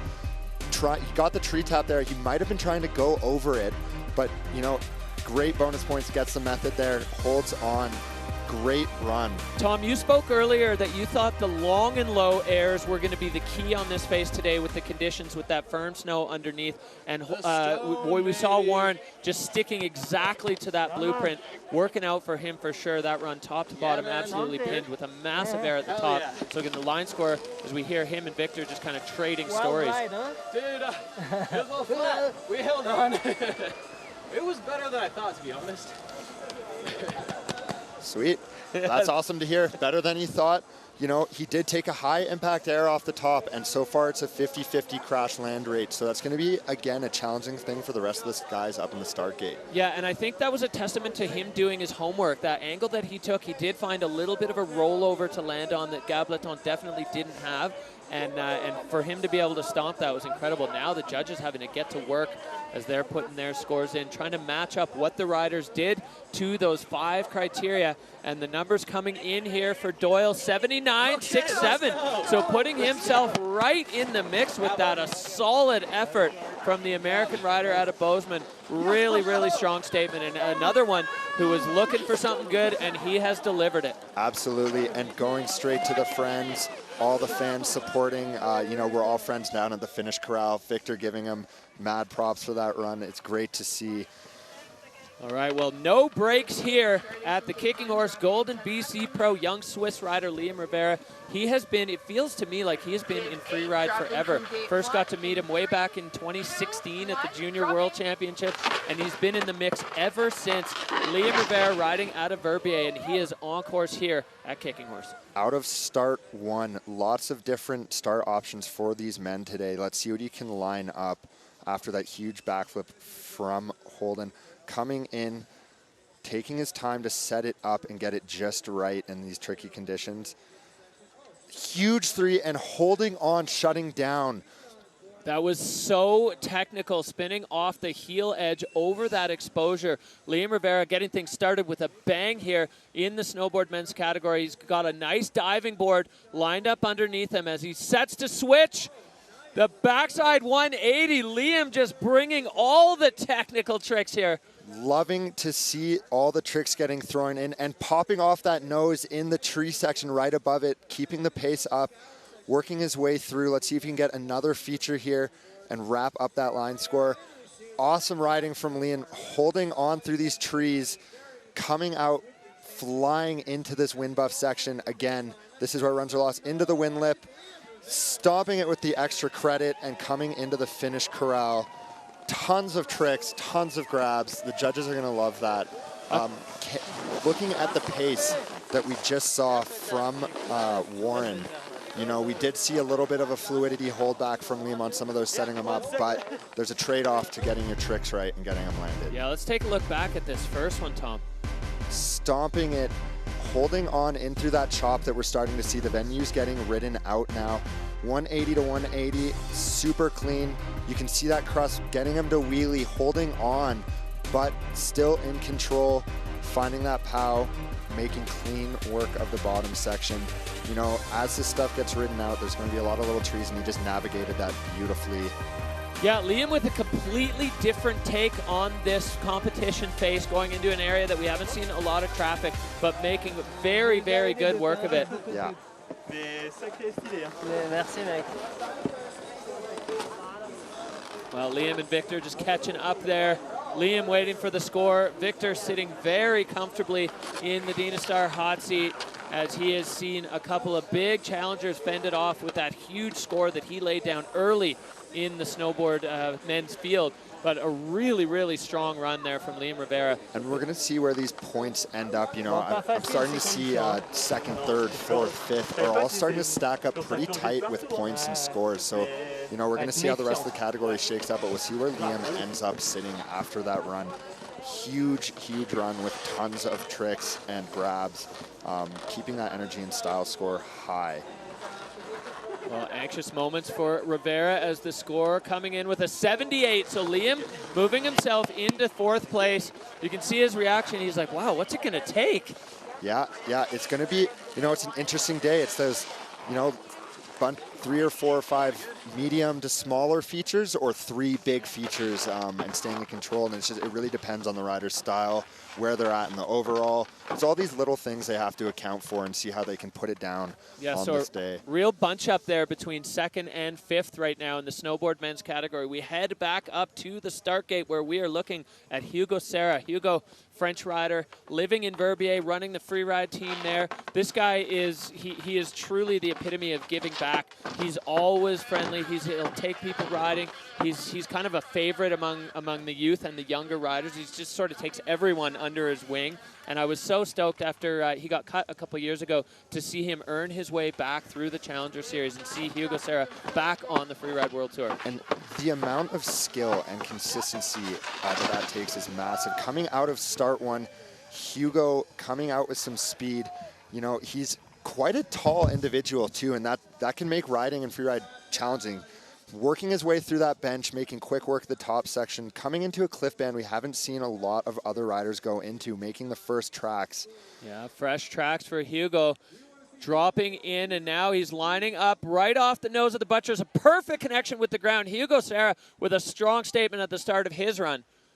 Coming through that section into this nose, awesome front side 3, holding on, shutting down. The crust isn't going to get the better of him today. Working his way into the top of this tree section, navigating through it, looking for his landmarks. You know, all these lips and knobs are going to start looking the same eventually, so you've really got to do your homework. Coming into this bottom nose.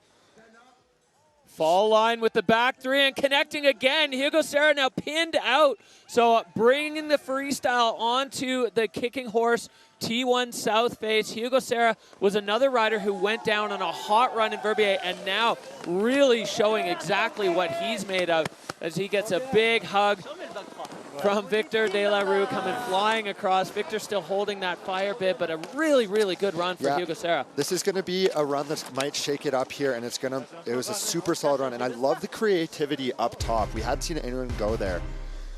Finding it off that top knob, setting up with the crust and the conditions, getting it perfectly dialed, and just going to bolts. Didn't even move, made such easy work of that feature.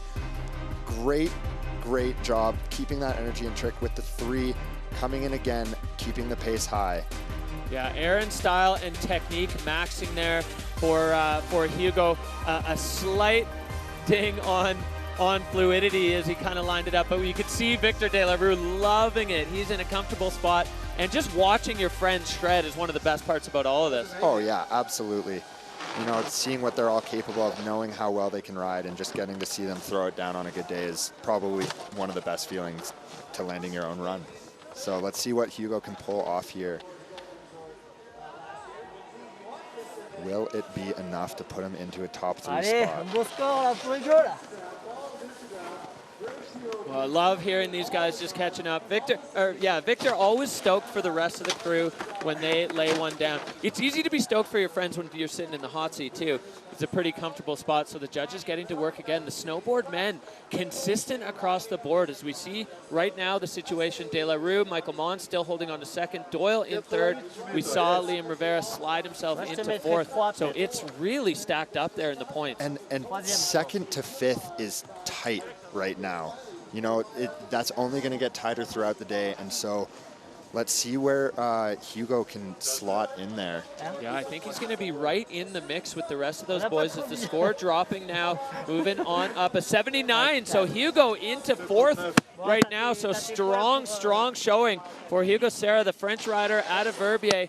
High fives for Victor as he is going to move off, and another strong contender fended off by the man leading the rankings, holding on to that fire bib as we head straight back up. The pace absolutely frantic here at the Kicking Horse Golden BC Pro. We are underway with the snowboard men's category. You can see tracks starting to form. There's some runnels from the slough pouring off the cliffs as the riders riding above some of these features as we're moving on into the man who is the most understated but one of the most solid riders on the Freeride World Tour, John Powell, Jonathan Penfield, living in Squamish, still riding under that American flag. We've seen him win multiple stops on the Freeride World Tour over the years. He's so solid on his board as John Powell gets things started. No surprise here coming out of start 2 for John Penfield. loving that pow on the top of the ridge, coming into this cliff shoulder, keeping it clean, lining it up as if nothing just happened there, but stomping that air. And huge backside 3 to bolts. Classic Jonathan Penfield style. So quiet, so understated, but just such a shredder as he works his way into this top tree section, making quick work of the top of that venue. Coming in, finding this rock nub, setting it up into the chute, trying to work off the side of these little runnels at the bottom of the venue is super fun for snowboarders. Again, maxing out that energy and air style, getting the grab, extra bonus points in the bottom, coming through. Super clean run from Jonathan Penfield in classic style. Yeah, another solid run. Never put a hair out of place. Jonathan Penfield across the line. We see him, you know, across the spectrum of the venues. The steeper and gnarlier it gets, the better you see John Penfield perform. But again, he's just so solid. Top to bottom, never put a foot out of place. Finding some creative lines, adding a few features as we look back on this run. Yeah, working that top nut, finding that transition in the pow landing there, and huge backside 3 to bolts. You know, he's an excellent rider in these conditions. He's no stranger to riding hard, tough conditions, and he's always excelling in it. Let's see if the bottom line score will be enough to challenge the top of the field that we've seen today after some great riding and big tricks through the bottom section though. Yeah, he had a strong top, and it's tricky in that bottom tree maze to line up. There's almost like a gluttony of options where there's too many choices, so you end up... But good turns here and there. All right, good turns here and there for John Pow. Score coming into 69, so John Penfield into 8th there as he is kind of reacting to the score. Maybe not quite what he was hoping for. Judge sport, it's always tough. You do your bit, and then the judges have to do their part. Yeah, and you know, it's also challenging, you know, at a certain point in the start gate, you stop focusing on other riders and you start focusing on yourself. And if you miss what other guys are doing and see those little pieces of information that you could gain, it's, you know, it's to no fault of anyone's own, but not the score that I think Jonathan wanted to walk away from. You could see it on his face, but still a consistent result on his feet still means a lot in a small season like this. For sure. Back up to the top, Timm Schröder riding out of Innsbruck. He's a staple in the Innsbruck free ride scene. This man, another one who's coming back from injury. He's got a ton of metal in his body, but it didn't look to slow him down at all as he finished on the podium in his very first Free Ride World Tour event, and he is now on course here at Kicking Horse. Out of start 2 again, the top of the venue, working his way down the ridge, as we just saw from JP. Going all the way off to that nub. Looks like he's going to be taking quite a different line. We haven't seen huge 3 and stomping it. Milking that fresh line in the pow. The judges are going to love to see that. Super creative. High speed there for Timm Schröder as he's taken a completely different approach to the rest of the riders. And another untapped feature. Timm Schröder fighting for balance there. He has got it solid on his board. And he's just getting a fresh power run here too. He doesn't have to worry about any tracks. Now he's navigating this tree maze on the bottom right of the venue. This is where it's going to get really tricky for riders. Let's see how he handles it. Huge pow slash, just loving it. I love to see that. Getting the extra air and the bonus points at the bottom, finding his way through the maze. Look at that footwork through the trees, down through the wind buff section. Creative, fresh, new line. The judges love watching something new. Yeah, you can clearly see there as he hit the line where the wind has had an effect on the snow, the board bouncing around, but not causing him any grief as Timm Schröder across the line. Definitely, oh, it looks like he caught a tree there on his pants as the a little bit of a new vent there on his pants. That's tough on a minus 20 day at Kicking Horse. Oh, wow, right through into the base layer. I hope he's okay here, but he's walking fine, all smiles. No, we didn't even pick that up. No. Somewhere along the way, a tree reached out and wanted a piece of Timm Schröder's pants. Well, that's what you get when you're greatness after that run in Verbier and that awesome creative line that we just saw. And stomping that 3 like it was nothing. You know, when you're going to do a trick, you have to do it perfectly. That's kind of the rule here is they don't want any mistakes if you're going to max out a feature, and holding it there through the crust. So one thing that I'm curious about this line, Timmy really solid at the top, but this gully down below didn't offer a lot of options for features for him to really kind of send it and cap the runoff with an exclamation point. Victor absolutely loving it there. You can see on the line tracker that lower section in the gully, there's not a lot of meat on that bone, so it'll be interesting to see what the judges do with the line score there for Timmy. Oh yeah, that's a good cut to the leg. Through the base layer, so exposed skin out here at Kicking Horse. That's going to be chilly for Timm Schröder. But let's see what the judges thought of that new, fresh, creative line. You know, you can't understate those, especially on a day like today on these smaller venues that are a little more compact. It can be quite huge for the line score, and that's the king score that they're going to base everything off of at the end of the day. Still excited.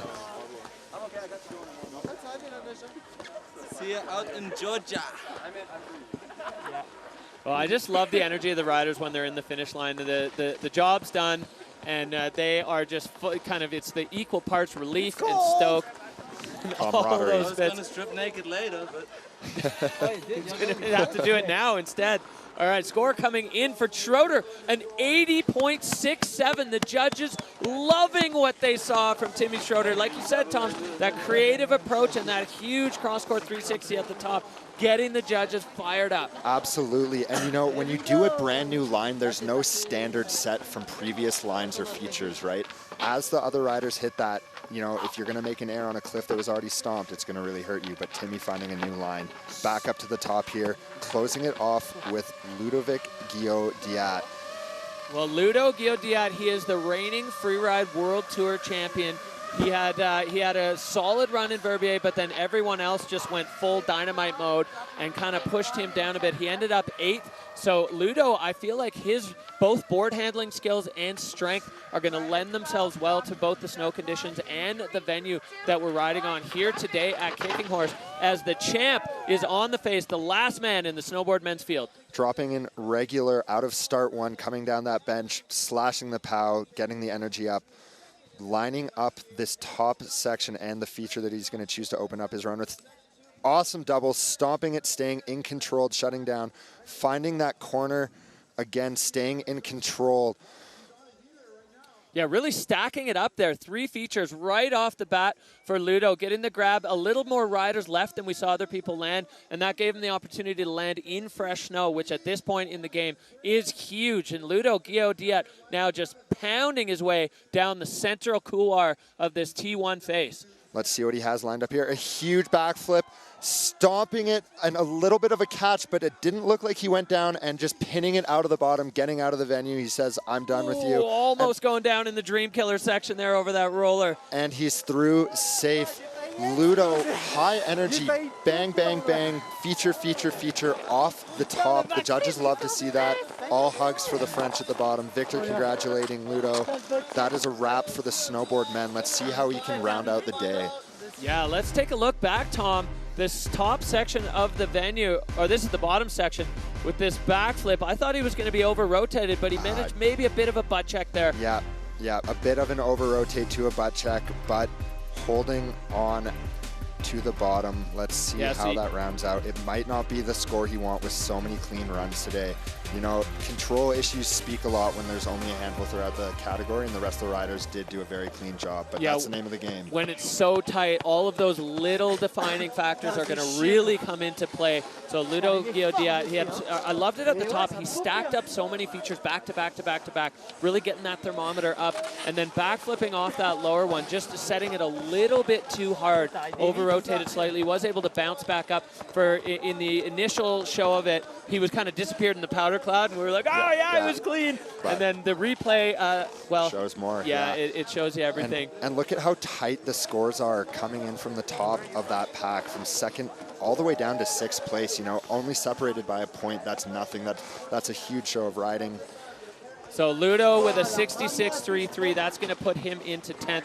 So a bit of a disappointing day for Ludo Guillot-Diat, the champ, not having the greatest start to the season so far, but I have a feeling we get onto a big face in Georgia, and we'll see Ludo come back firing. So officially now, as official as it can get from anything you hear from us, Victor De La Rue with another win, 2 first place under his belt with 2 events in the bag. That is incredibly dominant from this man. Just a classic showcase of Victor Delarue riding today and in Verbier. The consistency that he has at that level on all of these different venues too. You know, that's what it takes to be a world champion.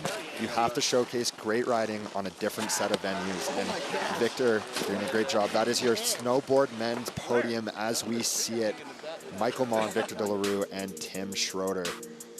All right, well, here we go. This is what we're seeing right now in the overall FWT rankings. Victor holding on with a stranglehold now, almost 8,000 points ahead of second place. Timm Schröder, the rookie now, sitting in second overall. Huge. Michael Mon jumping up from below the cut to into third. So incredible show for those boys, doing exactly what they needed to do. Yeah, and unfortunately, Ludovic and Cody not getting the scores they wanted today. It's going to come down to the line in Georgia for them. Yeah. All smiles. Showcase the bling, the watch. Great riding, gentlemen. 3 runs in the 80s here from these 3 guys. Michael Mon and Timm Schröder really doing what they needed to do, but neither of them quite able to knock Victor Delarue off the top. And look at the overall standings, how it's shaken up. Michael Mon scooting into second place overall. And this is actually the event standing. So Victor, Michael, and Timmy, that is your podium. Incredible riding from them. Warren Doyle moving himself way up as well. Hugo Serra, all of these guys, really strong performances. As you said, Tom, the points stacked all so close together. We're going to go down to the finish line and catch up with the man himself, Victor Delarue, laying it down once again here on the T1 South Face. Victor Delarue backing things up. Incredible riding there. Huge congratulations. Tell us about the top section of that run that was so technical and so solid up there. Can't hear. We got a little communication issue here with Victor. All right, we got him now. Victor, run us through the top section of your run. So technical, so solid in there, in a line that nobody else even saw. Yeah, so I knew the snow conditions were going to be super tricky, like super light snow and super hard bottom. And I just still wanted to do something that where I was attracted. And the only thing that I really wanted to ride was this top section. I really was not sure if it would work or not. And that's where the good snow was, at the very, very top. So I just followed my instinct and forgot about the competition, tried to at least, and it worked, so I'm stoked. Well, huge congratulations, Victor Delarue with 2 wins in 2 starts. Unbelievable run and unbelievable statement from Victor Delarue. He's here to play. Great riding, Victor. Love to see it. All right, the Kicking Horse Golden BC Pro will be right back after this short break.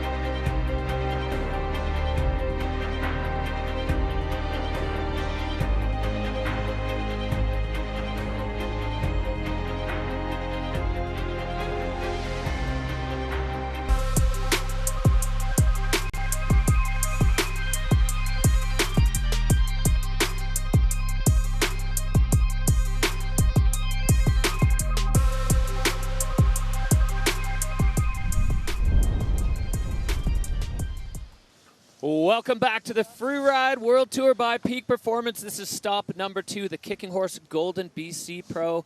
I'm Derek Foose. I'm joined today in the booth by Tom Pfeiffer, Freeride World Tour standout rider over the years. And today, Freeride World Tour co-commentator. You know, it's good to be on this side of it and watch some incredible riding so far, especially in these tricky conditions for them to navigate, but awesome riding from the snowboard categories today. Some bigger airs than I expected to very clean landings, lots of diverse riding and unique styles today. So I'm super excited to see what the skiers are going to put down because, you know, just because the conditions work out a bit better for snowboarders doesn't mean that it will go for the skiers as well. All right, let's take a look at where we're sitting in the overall standings. Zuzanna Witych holding it down with that dominant performance in Verbier. Manon Loschi, the young rookie, sitting in second with a huge run in the first event. Molly Armanino, Hedvig Wessel with the slow burn. She's just, you know, always looking at the big picture.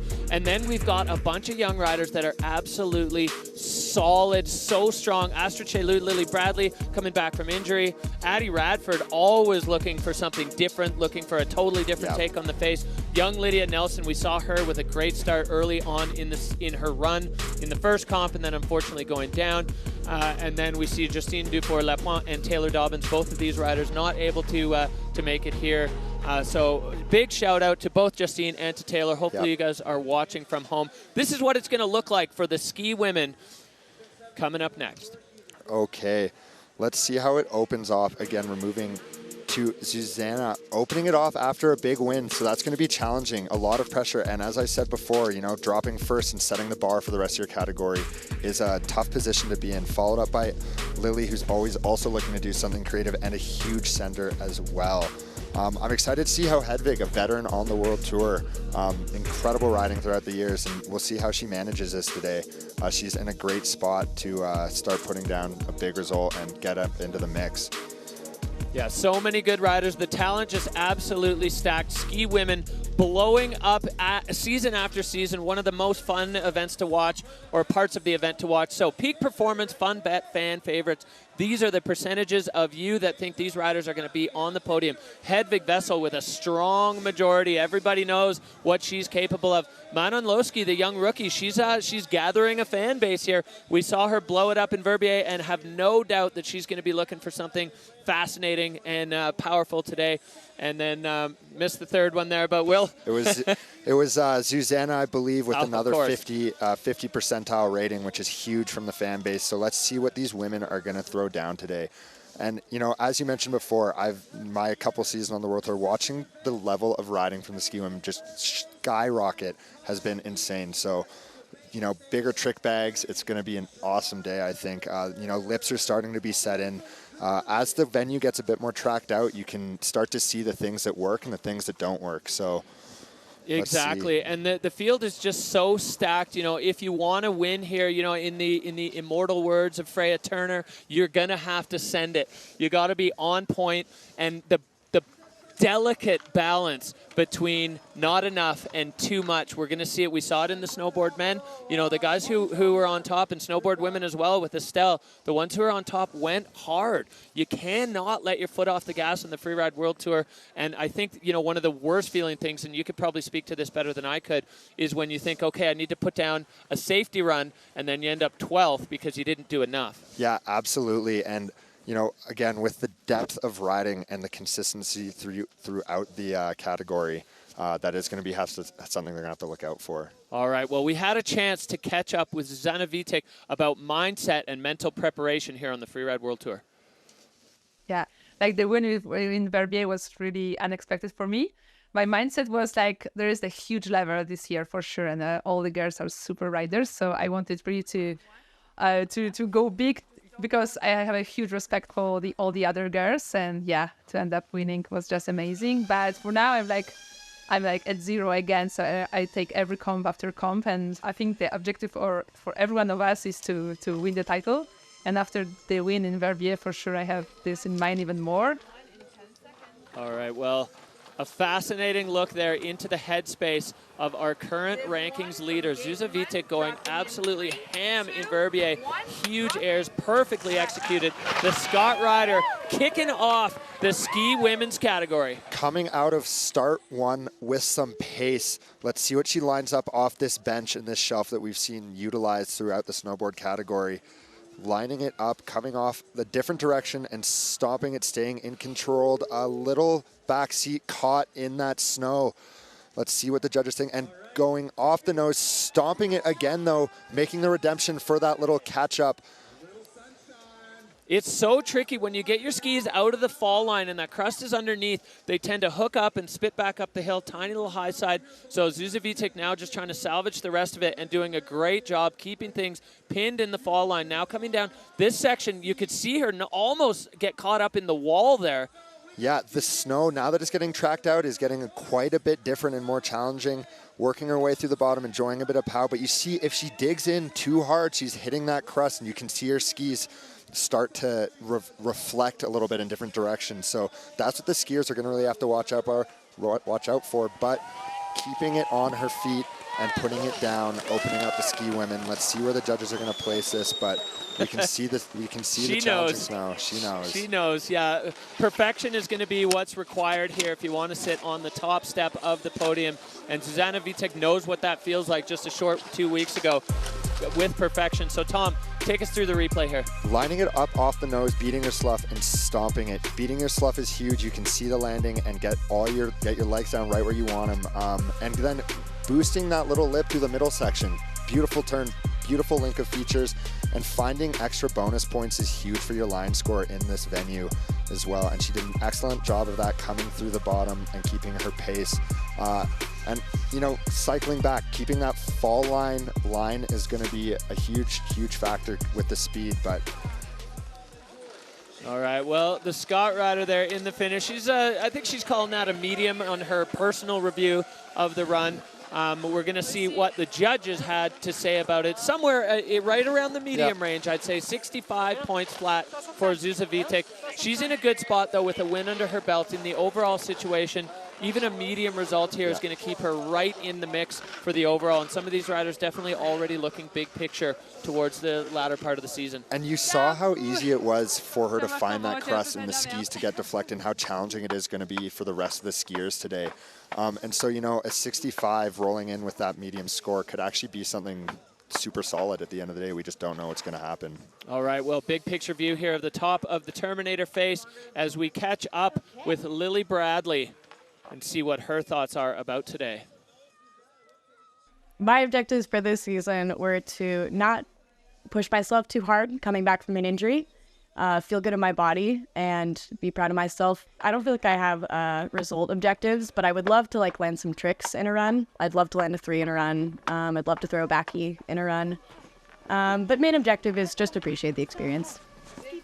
All right, good look into the headspace there. Lily is coming back from a knee injury, tearing the ACL, surgery last winter. So early comeback for them, as right now they're just trying to get back into the mindset and into the physical state of a Freeride World Tour athlete.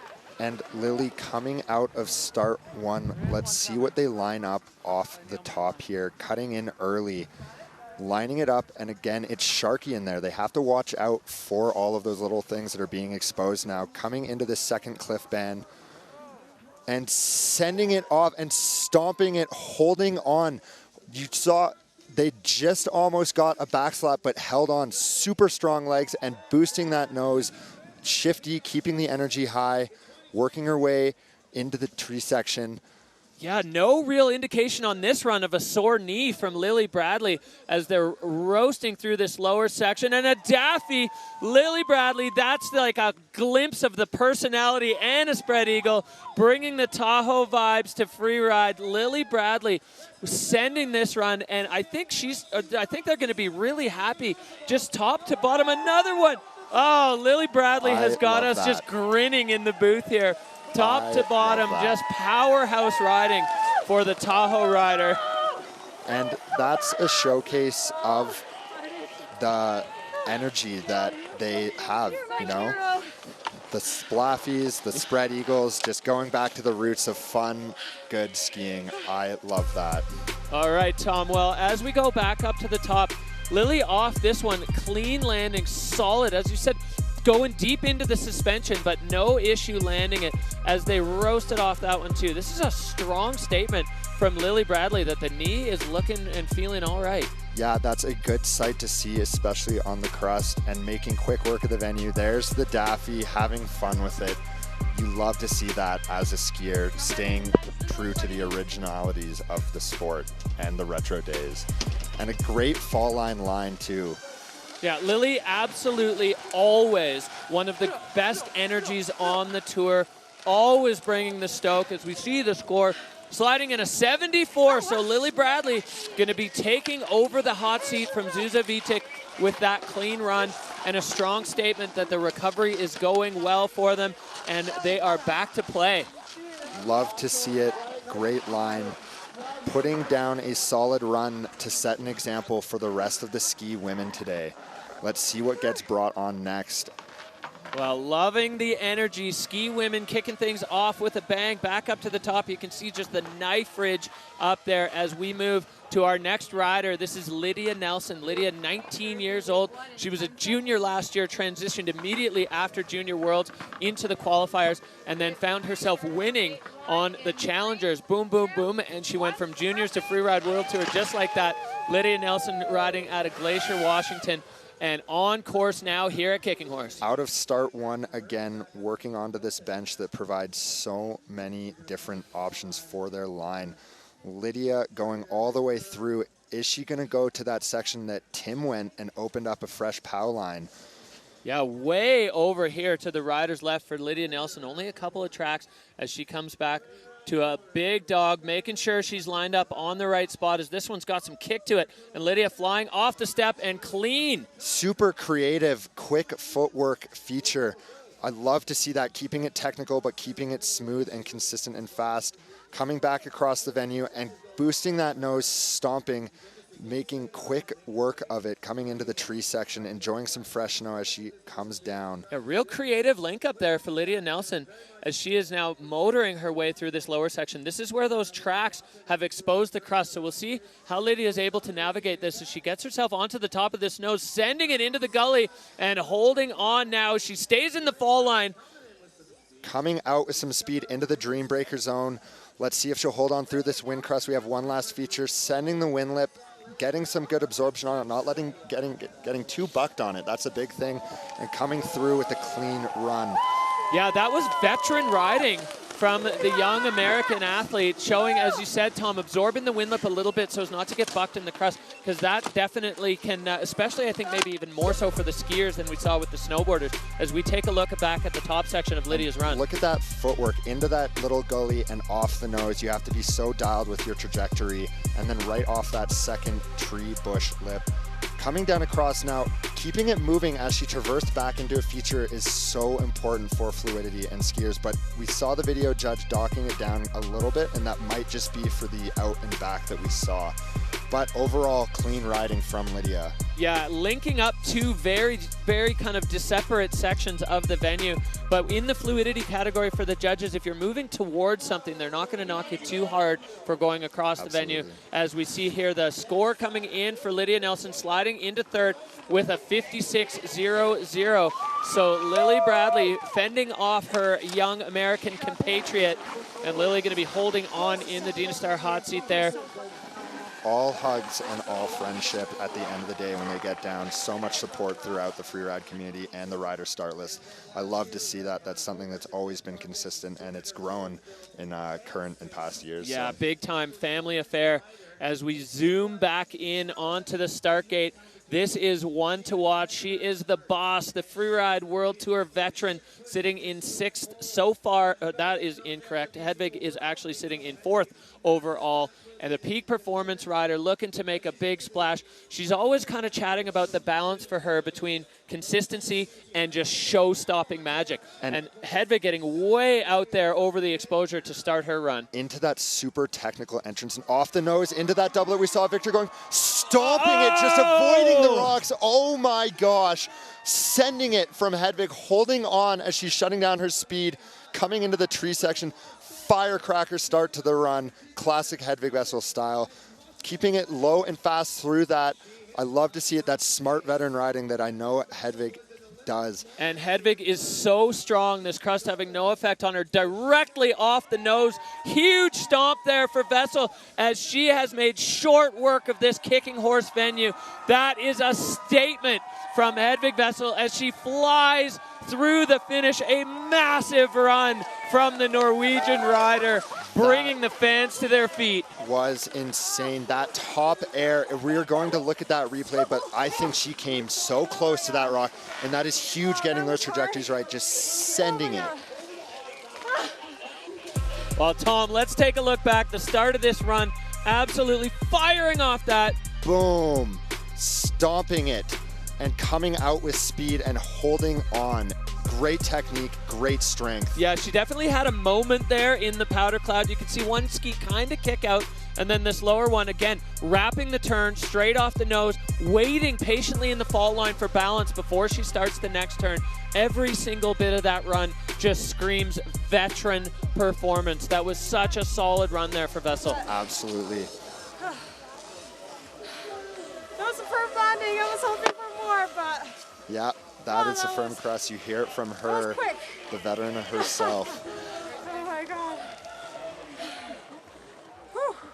Well, you can see Lily Bradley looking over at Hedvig, somewhat in awe. It's one of the coolest parts here of the Freeride World Tour is these riders getting to ride with their heroes. 80.67 for the peak performance athlete as she puts herself on the top of the pile so far. Hedvig Wessel with a strong statement. After Verbier, we had a good chat, and she was like, I don't know if I really did enough. You know, and especially with both Manon and Zuza going absolutely buck wild on that Verbier face. So she's come back swinging with a huge performance here at Kicking Horse and a big statement to the rest of the ski women's field. Absolutely. And I love to see that, just getting it perfectly dialed, knowing which feature is right within her range in this snow quality and making quick work of the venue back up to the start gate. Yeah, we take no breaks here at the Freeride World Tour. Astrid Cheylus riding out of that powerhouse Les Arcs freeride team. Astrid, 20 years old.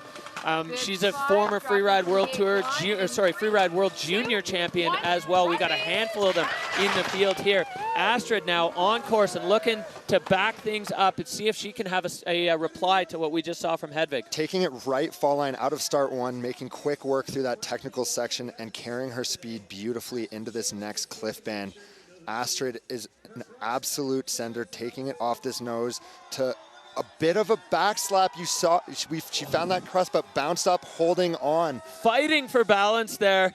Athletic moves from Astrid Cheylus, finding another feature here, going across the gully, trying to manage the speed here as best she can, stacking features. Yeah, absolutely. As it's getting skied out, it's getting a lot faster through that middle section. I think it's taking them a bit by surprise, making quick work of it though, staying in control, staying on her feet, not letting it get the back of her. Come on! Astrid Cheylus with a backflip off the windlip at the bottom.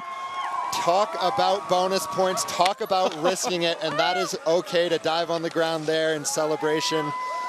What a gamble, and she stomped it off that lip with the backflip. Well, the contrast in that run, a huge air at the top with the big backslap we're going to see in the replay, and then the first rider of the day to really dig into that bottom windlip feature. Making quick work and just knows exactly where she needs to go through there, navigating the rocks.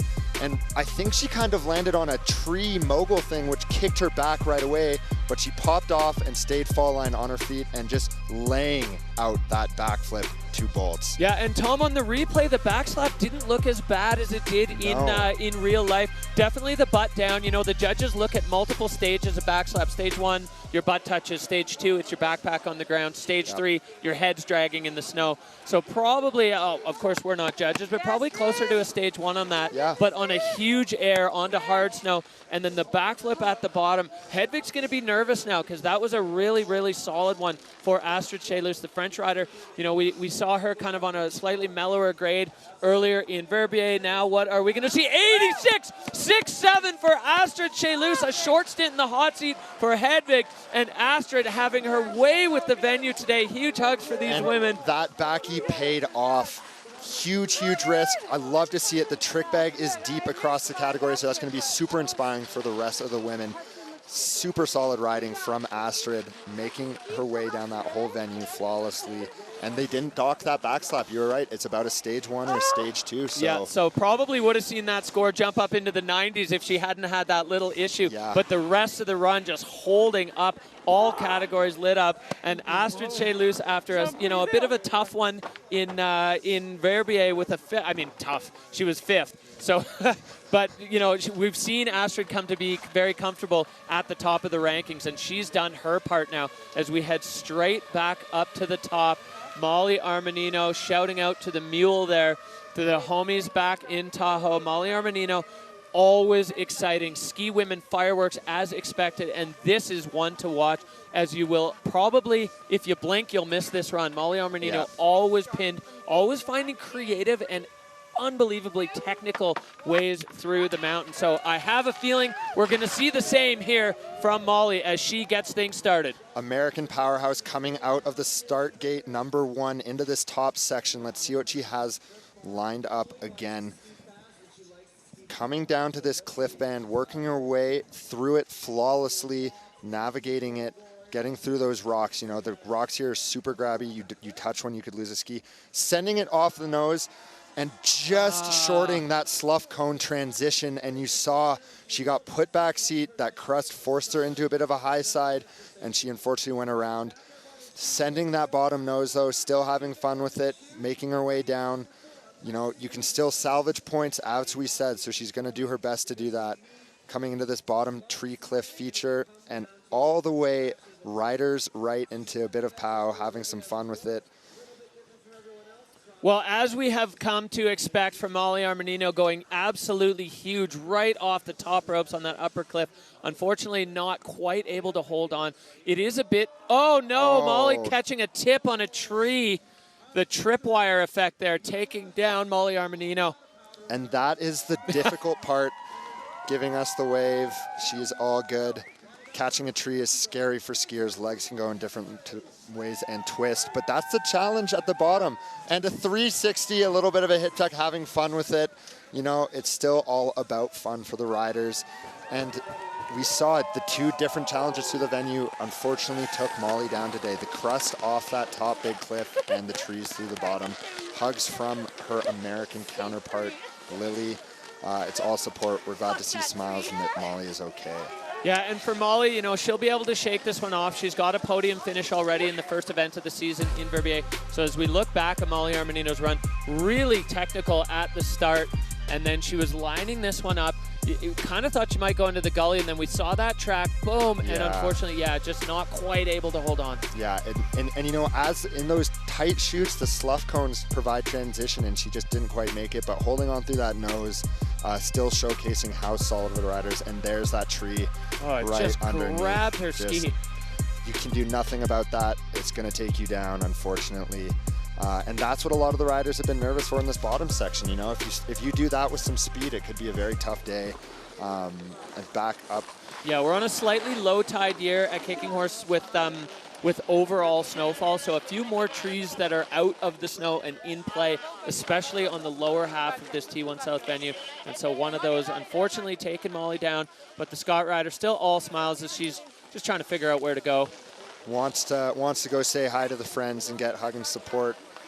Getting an 18.33, not the score Molly's going to want with the 2 crashes, unfortunately. But as you said, Derek, she has a great standing result from Verbier. This is definitely going to be one she can wash under the bridge. Yeah, for sure. The crowd gathering here, braving the cold weather. They've got a nice bit of sun to stand in here to watch the Kicking Horse Golden BC Pro go down here on the T1 South Face. We are back to the top. This rider coming out of Chamonix. Megane Betend with a big win here at Kicking Horse last year. She had a couple tough ones and then just climbed out of the hole by dominating the field at Kicking Horse. So she's comfortable on this face. She is comfortable in the big mountains. She's just such a strong skier. She's a ski instructor back in Chamonix, so the technique is absolutely dialed. And that's what's going to be really important with the challenging snow conditions. If you can load up that downhill ski and stay balanced, then you're going to find success in these conditions. And she's sitting overall just under the cut, so we're going to see what she's going to have to put down. Coming out of start 1, Megane working that bench, coming out with some pace, let's see, setting up high early on through it into this technical section, working her way, getting over those sharks and through clean. Coming into this bottom cliff band, making quick work of the top. Let's see what she's going to line up here off this bottom nose. Yeah, there's been a few riders that have taken a chunk out of this one. Megane Betend solid there. Every single squat and lunge she did all summer paid off dividends right there. And another big one. So Megane Betend, oh no! Unfortunately getting grabbed by some tracks in the chewed up snow, maybe a bit of a tree or a rock there. You know, it's still a roll of the dice there, just ripping her leg back. You can do nothing about that as a skier. That is so hard to deal with. She was doing everything flawlessly up until then too. And you can see just devastated there as almost a carbon copy of the way she went down in Verbier, with one ski just getting pulled out from under her, and unfortunately it just stole it away. And Megane Betend finding herself now without a ski, waiting for a ski runner to come from the top to collect the equipment. That is heartbreaking for the French rider, as she was on point up to that stage. Nothing but my heart for you, Megane. I have experienced that, and you know, as a rider, as a skier, there's nothing you can do when your ski gets taken off your foot like that. Unfortunately, that is I believe it's a no score too, right? If you lose a ski, so tough showing, especially after showcasing some top tier riding through that top section of the venue too. And you saw how strong she was off those cliffs too, to bolts. You know, she really did have it dialed, and that's going to be a tough day for Megane, but that's the challenges that the skiers and the freeriders do face on all these different venues. And you know, sometimes it's a bad decision they made, and sometimes it's bad luck, and that one's just bad luck. Yeah, 100% bad luck. So you can see Astrid sitting there in the hot seat here, watching her, you know, her countrymate with such a solid performance. Oh, it looks like Megane's just taking things into her own hands, going to go up and retrieve that ski. You can see this is actually a really good picture of how firm that snow is under the powder.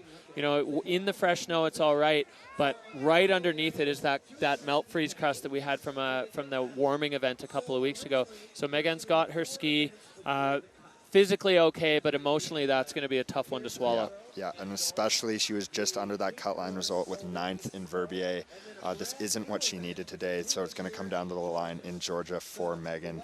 And, you know, she's going to be welcomed with hugs and lots of love down at the bottom because, as we've mentioned before, that's just bad luck, and you hate to see that happen to such a skilled rider. Yeah, and Megane now going to be finding herself in the exact same position that she was in last season with 2 bad ones. So, you know, the good thing, I guess, for her from a psychological standpoint is she's traveled this road already. She did the exact same thing last year. She had a couple really rough ones and then a win. So she'll be coming into the next stop at the Georgia Pro hungry and looking to just go all in for that one and do exactly what she did last season to put herself across the cut line and into finals, as Megane now is just going to make her way down the face, get off the venue, and get some consolation from her fellow riders. And working her way through the chute, just getting down, you know, this is where you just step to the side, having fun off a little nub at the bottom, staying on her feet, working the powder. You know, there's still fresh snow, so of course any rider is going to ski it and have some fun with it at the bottom.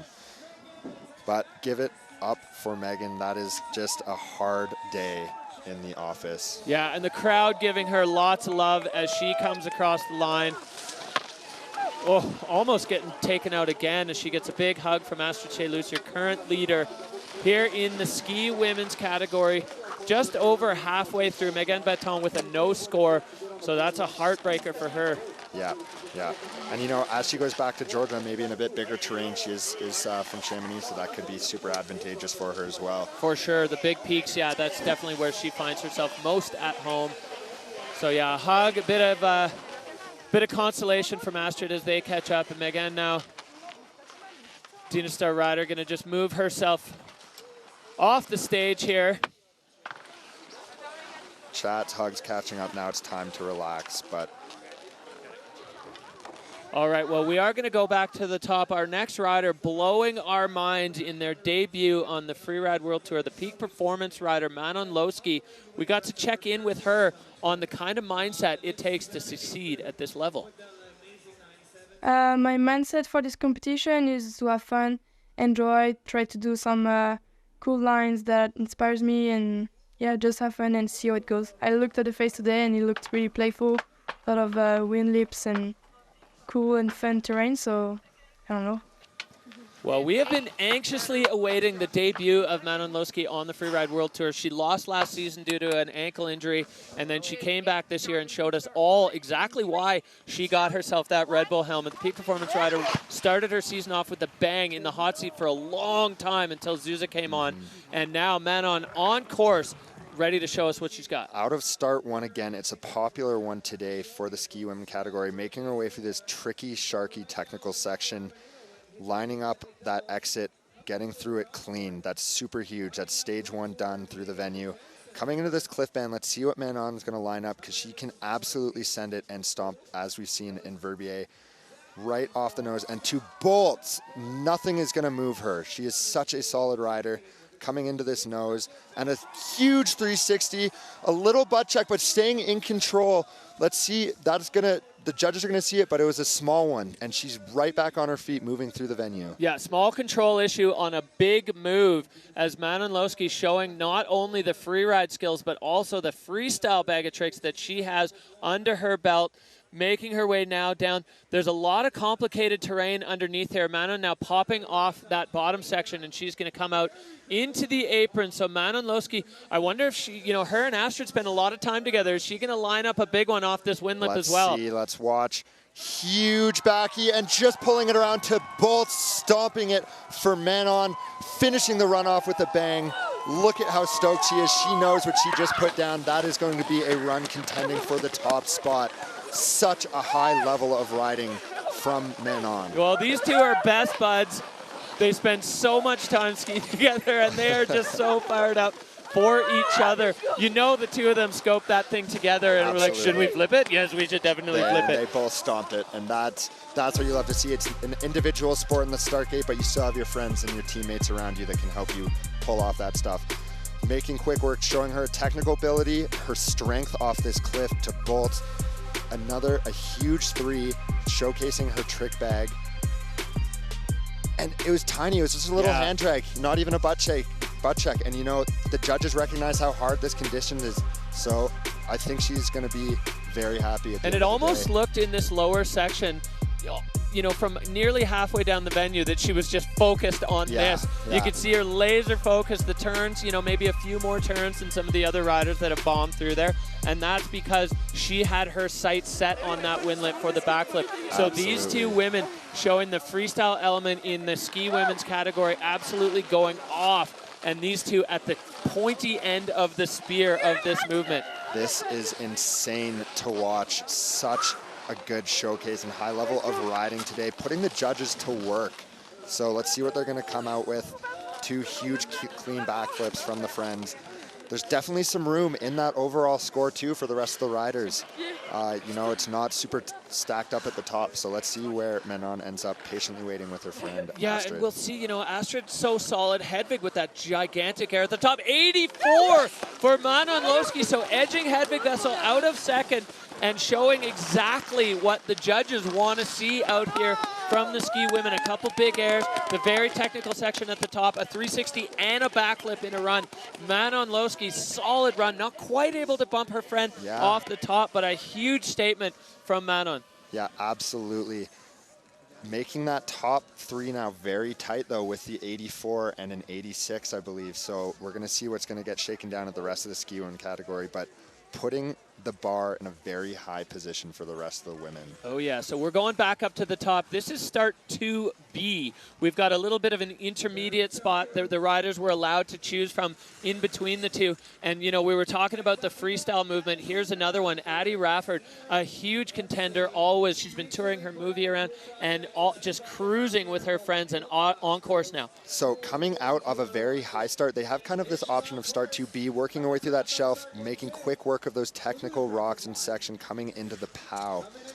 Lining up this cliff that we saw from Hugo, getting it lined up and taking it to bolts. Such strong skiing from Addison. Coming into a fresh takeoff and landing and Addie getting balked there. Just quite getting eaten by that crust. You can see when you land a little bit cross court, your legs are on a bit different of a elevation, and so you really have to be sure of where you're going to land. And unfortunately taking her down a bit of a high side, She's collecting her thoughts for a second. Both skis are still on. Just missing her pole there, just uphill of her for Addie Rafford. As you said, Tom, exactly that. Out of the fall line, especially when the snow is hard, it adds, you know, almost like an exponential element of G-force when you land, and Addie just getting squashed by that one. And you can see in her bomb hole above her, she actually lands, and then there's this big, deep patch of snow. So I think it went from quite firm to quite deep and soft, and it, you know, being on that offset angle out of the fall line, it can catch you really quick. Yeah. And that's just the variable conditions out here today, unfortunately. Yeah, so Addie Rafford with a really, really strong start to that run. I loved her approach at the top. 2 airs, one of them with 1 bomb hole and the other one with no bomb hole. So even this late in the game, still finding a fresh take on the face, but unfortunately going down. So Addie Rafford, it's not a no score. Both skis stayed on, so she might be able to salvage a little bit of something. But that is going to wrap it up for hers, for her contention, at least for the for the podium right now. So with only 1 rider to go, we're going to see both the French riders on the podium for sure. Sybille Blanjean, the only one who can have a say. Is Hedvig Wessel going to be able to hold on to that podium spot? We will see. And I was so excited to see what Addie would have in store. She's such a creative rider with her lines and the feature she chooses. And again, you know, with variable conditions, it can just be bad luck. And again, we just saw another great example of a great rider being taken down by tough conditions. And Addie has really been kind of taken into the crew by the French homies, both Astrid and Manon. They've been all riding together with Addie and her brother and Max Palm. All right, Tom, have a look at this replay. Pouring the slough over the cliff, just such high energy, making quick work of the technical section up top. And coming into this top cliff that we only saw Hugo Serra hit and just stomping it. You see how in control she is, making that turn onto her next feature. And right there, it's the deep snow. It's the hard to deep snow that kind of pulled her off and high-sided her a bit. Yeah, the combo of the snow and a little bit too much turn uphill. Yeah. You know, the commandments of free ride, land, balance, then turn, and that turn coming just a touch early for Addie. So you can see she's bummed to see the way that went down. 33.67. Addie's going to make her way off, which is, another disappointment. This is the glory and the heartbreak of competitive freeride. You've got your friend sitting on the top in the Dina Star hot seat, and you've just had your chance and unfortunately had it not quite work out. So disappointing, but we are straight back up. We do have one more contender for the throne here, Sybille Blanjean. She is riding out of Verbier. She is such a talented rider, so strong, so clean, one of the strongest techniques in the game. She's got a win in Verbier under her belt, you know, so you know she can get it done, and firm snow is no problem for Sybille. Right now she's sitting in 6th overall. She's going to be wanting to move up, and you know, today if you want to sit on the podium, you're going to have to execute some fireworks, and Sybille certainly capable of that. Absolutely, coming out of start 1 onto the shelf, taking a really early entrance into this cliffy, rocky technical section from the Swiss rider, and finding power, and it looks like she got caught up on rocks right into it, the fresh landing you can't see, and rolls off right into the chute on her feet, right in her face, but staying in control through it, and off that lip. I think that whole top section will be a bit of a surprise for her still, that she's still skiing down the venue right now, collected and in one piece. Yeah, hardly even a Doppler fluidity there. She just took a roll, and then her skis were pointed straight off the lip, so she went for it. Sybille Blanjean now trying to salvage something on the bottom half of this T1 South venue, making her way through this section, getting tougher and tougher the more it gets skied, and this nose now popping off that into the fall line, and Sybille Blanjean now onto the apron, pinned here, full throttle for the bottom section for the Swiss rider. She comes across that sunshade line and zooming into the finish area. Absolutely. You know, big dock on control, but as we mentioned, she just took it down. The rocks, I think, got her there. You know, that top section is so bony. The snow here in Kicking Horse is quite dry, so it doesn't settle onto rocks, so you have to be so careful around it. Let's see here. Yeah, you can see the way that her ankle and ski collapsed. That is absolutely a rock getting the best of her feet, but tumbling and straight through into the chute like it was nothing. Yeah, high line score there for Sybille. She bit off a big chunk of this venue, and it's one of the hardest parts about visual inspection. You look from the ridge, you look from across the valley, it looks like powder, and you don't even know until you've landed that was 2 centimeters of powder sitting on top of a rock. And I'm glad, I really hope, you know, landing on a rock can be a season ender for a tib, fib, an ankle, a hip. She's standing there. Let's see. Hopefully she's not in too much pain or no injuries, but disappointing to say the least. That's so that's going to be a 7th there for Sybille Blanjean with a 40.67 as she goes over to congratulate and console with Astrid Cheylus. Unfortunate end of the day for Sybille Blanjean as she's going to make her way off. Looks like she's moving a little gingerly. Hopefully she's all right, as that definitely was a big impact. Yeah, absolutely. Yeah, a bit of a limp there. You know, it's such a surprise. You're so ready to land in a 4-point landing with all your strength. And if you hit a rock, it can be scary. But such a high show of riding today. Astrid Cheylus taking it home with a beautiful showcase of free ride skiing for the women, followed up by a powerhouse run from Manon and Hedvig, the veteran. Lily sneaking into 4th. And, you know, as we saw, we moved down the rest of the field, some incredible riders. Sybille, we're looking at Molly, Megane, just unfortunately getting the conditions getting the best of them, and some bad luck, really. Yeah, such a great showcase there, the combination of free ride and freestyle from these women. So Astrid Cheylus locking down the win. Manon Loschi with another 2nd place. Incredible start to the season for the rookie. And Hedvig Wessel doing what she does, climbing up the rankings with a very solid performance here at Kicking Horse. And this is what things look like now in the overall. Manon Loschi taking over the leader's bib with 2 podium performances. Astrid Cheylus has jumped way up into 2nd overall. Zuzanna Witych down into 3rd. It's actually a tie for 2nd place. Look at that. That's going to be so interesting coming into Georgia and for the rest of the overall results. Unbelievable. The ski women action heating up here, and Kicking Horse delivering as it always does. Magic in the ski women's category. So we're going to go down to our ski women's champion at Kicking Horse, Astrid Cheylus, combining free ride and freestyle in that. Give us a little look into what went into selecting that line and how you executed it. I didn't really do the line when I planned. I was a bit surprised by the snow. So at the end, I know that there is this little leap, and I was like, okay, I have one thing to do, so let's go. And yeah, that's fun. That's awesome to see. And, you know, the snow conditions are challenging. How did you feel throughout the full, like from top to the bottom of the run? Was it what you expected, that hard crust underneath? I was thinking that the snow was like more hard, but finally it was really nice, and yeah, good snow. Well, congratulations, Astrid. That was so amazing to see. Such an incredible run. Thank you so much. Unbelievable show from the ski women, as we have come to expect. Astrid Cheylus putting a stamp on it and earning herself a gold medal. The Freeride World Tour by Peak Performance will be right back after this short break.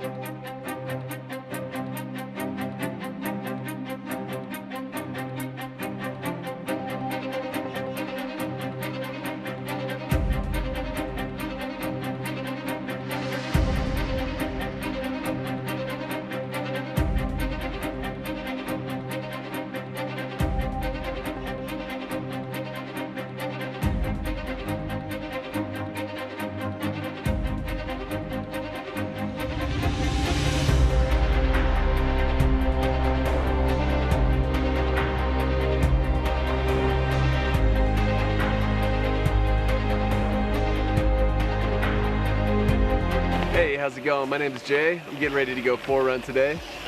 We're gonna go check out the venue, see how we get there. Carry you as a skidoo to bring you to the boot packing of T1. Okay. Dude, it's a mix of emotions right now. I'm definitely a little bit nervous to kind of ride. I think getting the chair up there, we got a pretty good plan for it. Gonna hike it a little ways. I got some guys gonna help me carry it. Yeah, I think we'll make it up. It's quite the hike.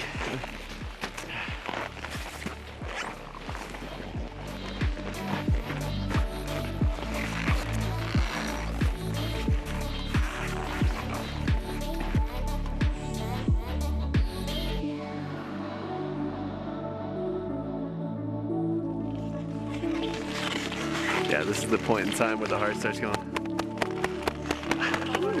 Let's go, baby. 2, 1, dropping.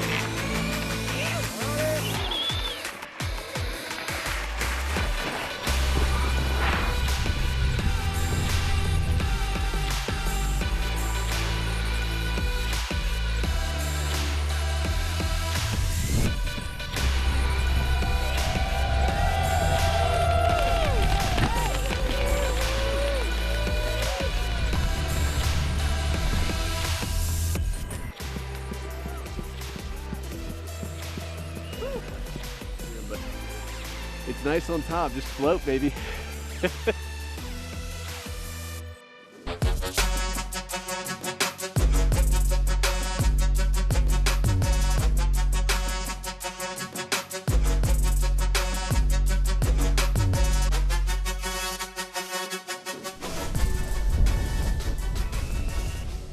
Welcome back to the Freeride World Tour by Peak Performance. It is stop number 2 in the 2024 season.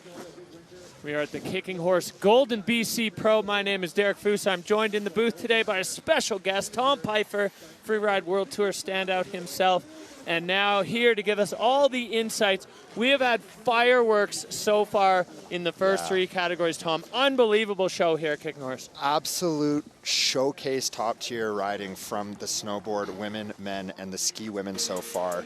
So this is what the overall standings look like currently. Max Hitzig taking the win there in Verbier with just a classic Hitzig performance. Solid, never put a foot out of shape. Finn Billis really kind of showing his capability of learning, and Kristofer Turdell back from what he said. He's like, oh, I remember when I was good. Well, he is still good, and now he is sitting in the top overall. As we move down through the rankings, we've got some big names a little bit lower than we're getting used to seeing them. Andrew Pollard down there in 10th. It's out of 22 though, so he's still sitting on the good side of the cut is Apol. And then as we move through, we saw a ton of riders go down at Verbier Pro, or at the Verbier Pro. So a lot of the people on this part of the rankings are going to be looking for a big day today. And they're absolute heavy hitters. Max Palm, Marcus Kogan, Weitien Ho, Oscar Mangan. Almost everyone on the backside of that cut has it in them to take a #1 spot today.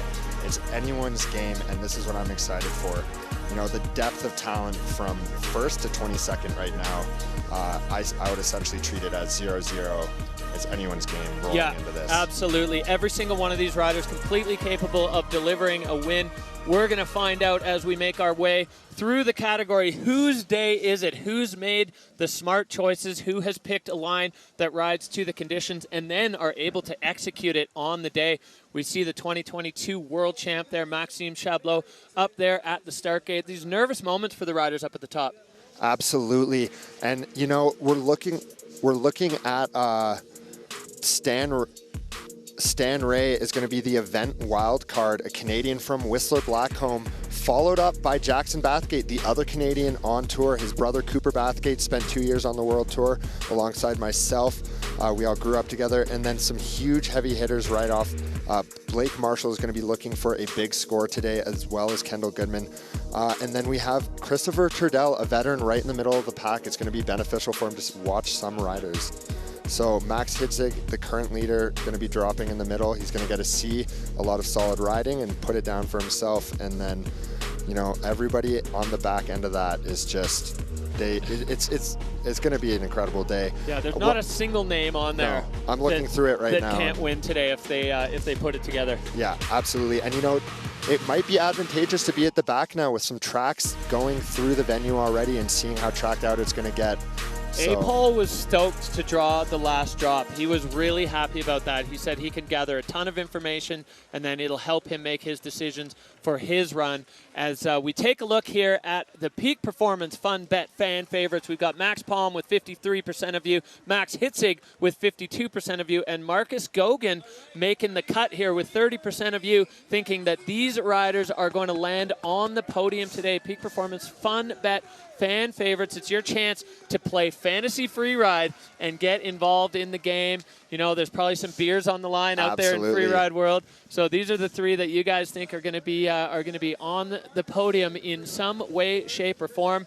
And of course, they would love to be as well. As we head up to the top, this is so exciting. You know, Stan Ray, the wild card, we got a chance to catch up with him and ask him what it feels like to be in the mix here. It feels amazing getting the wild card for the Kicking Horse Pro event. My thought behind it was I'm not getting any younger, and I might as well ask, what's the worst that can happen? I've always wanted to compete in free ride. It's really cool to be able to compete here in Canada.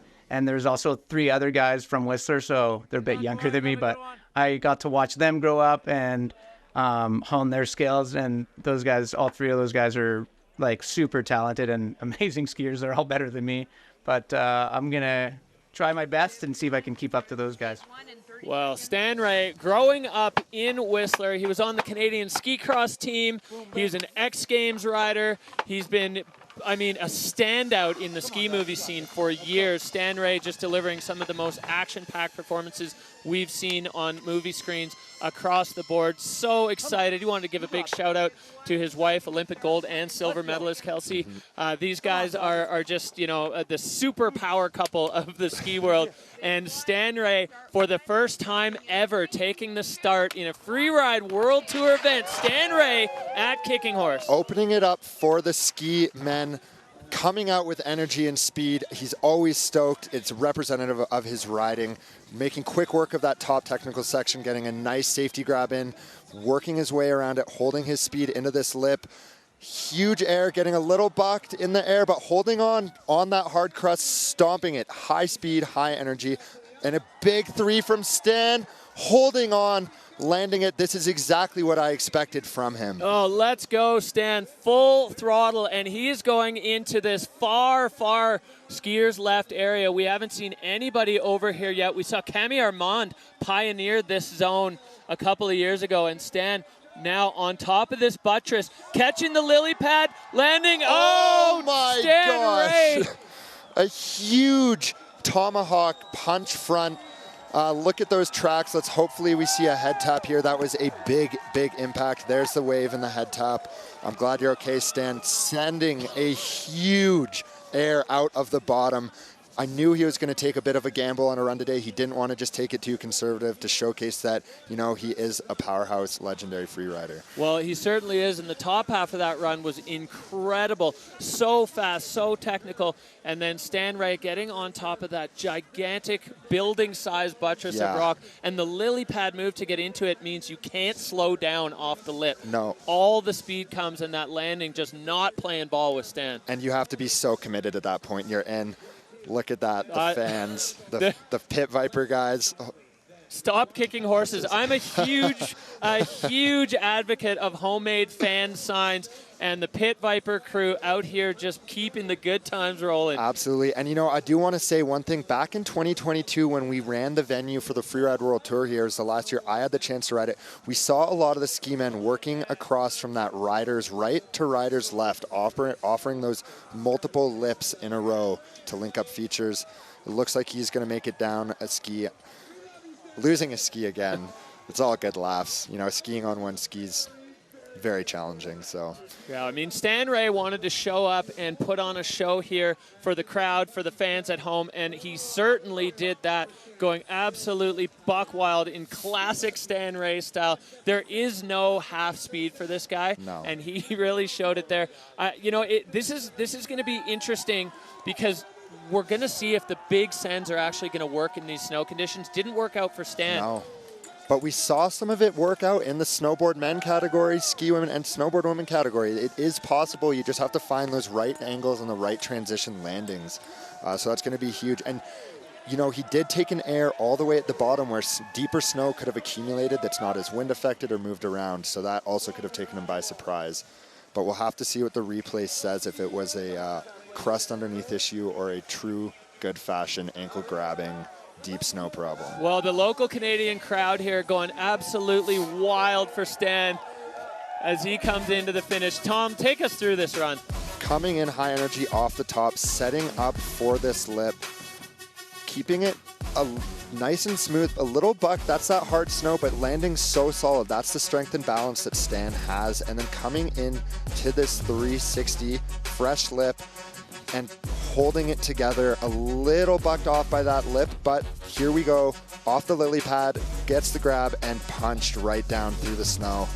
That's a big cliff to do in these conditions, and you know, that's the gamble that you're gonna take, but the second his skis touched the ground, they were off. That's such a heavy impact. As we see the crowd filling in here at Kicking Horse, as we get a bigger sun patch, we get more people out that are willing to brave the cold. So that's a no score for Stan Ray.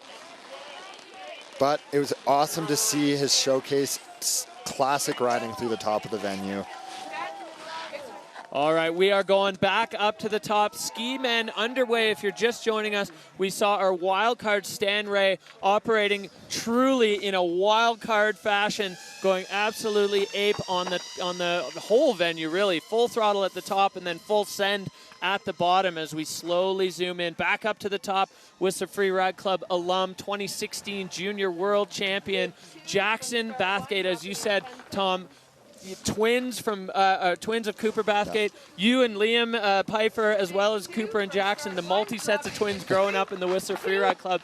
And Jackson Bathgate on course here at Kicking Horse. Start one. He said he wasn't too nervous about the hard snow as he's grown up riding on this through qualifiers and did that last year. Quick work through that top technical section, just holding on, getting a little drawn to the high side. Coming in off of huge cliff, huge nose. Let's see if he can hold it together. And just getting taken down, but you know, that's the crust. He stayed on his feet moving forward off another huge cliff to the parking lot and bolts Jackson Bathgate. The three biggest cliffs on the venue, right off the nose of them, making quick work of this bottom section. He just wants to get out of it now. Yeah, punching into that wind drift there. Jackson Bathgate with three huge airs at the top of his run, and now just pinned down through the sunshine as he kind of comes into this wind-affected section and crossing the line at full speed for Jacko. So, you know, he's definitely a bit of a victim of that hard snow, but not even making a slight concession in line for the size of those airs. Absolutely, and the judges are going to recognize that. The size of the air onto that snow quality underneath is such a gamble. And you see there, yeah, a little drawn onto his shoulder, but that is a symptom of the crust. And then lining up this parking lot flat, huge cliff, and making it look like nothing. Jackson Bathgate's such a solid rider. Growing up with him, that was perfect. And this cross-court transfer, again, catching the transition absolutely perfectly. He kind of plugged into the wall here, but managed to make it work and actually even added a little feature there. Yeah. It's a solid run there from Jackson Bathgate, top to bottom. Ski Men starting off with a bang. Yeah. Showing everyone else at the start that it is possible to take the biggest cliffs to the landing, to the flat part. Score coming in for Jacko with a 72 flat, so he's going to take over the Dina Star hot seat there. The Whistler rider putting a stamp on things and showing exactly what's possible on this venue, as we saw Stan Ray showing what's not quite possible on this venue. So two contrasting runs there, and we're only two into a 22-man field as we go straight back up to the top of the T1 South Face here at Kicking Horse. You can see how rugged it is all the way from top to bottom as we drop in our next rider, Thibault Magnin. He is an Olympian. He is an unbelievable freestyle rider, but his transition to freeride has been seamless. He had a banging run going in Verbier before he got taken down by the Heartbreak Hotel feature at the bottom. But Thibault Magnin, make no mistake, he is not just a freestyler. His free ride is solid. He's good over his skis, and I'm so excited to see what he delivers here today. Thibault dropping out of start one. Let's see where he's going to go through these technical sections up high, making quick work of it, managing his slough, coming off the nose, getting a nice safety grab, boosting those energy points, coming around, holding his speed, getting a little thrown, but holding on. I think he was trying to go for that lip, but the hard snow got him there and pushed him offline. Sick flat spin with the Japan grab to bolts, stomping it. Thibault absolutely showcasing his freestyle background. When in doubt, throw a sick flat spin and stomp it. Yeah, catching that one as well. Oh, and Thibault just getting the skis out of the fall line. And unfortunately, going down there for Thibault Magnin, that was not quite exact. Well, for sure not what he was looking to do there.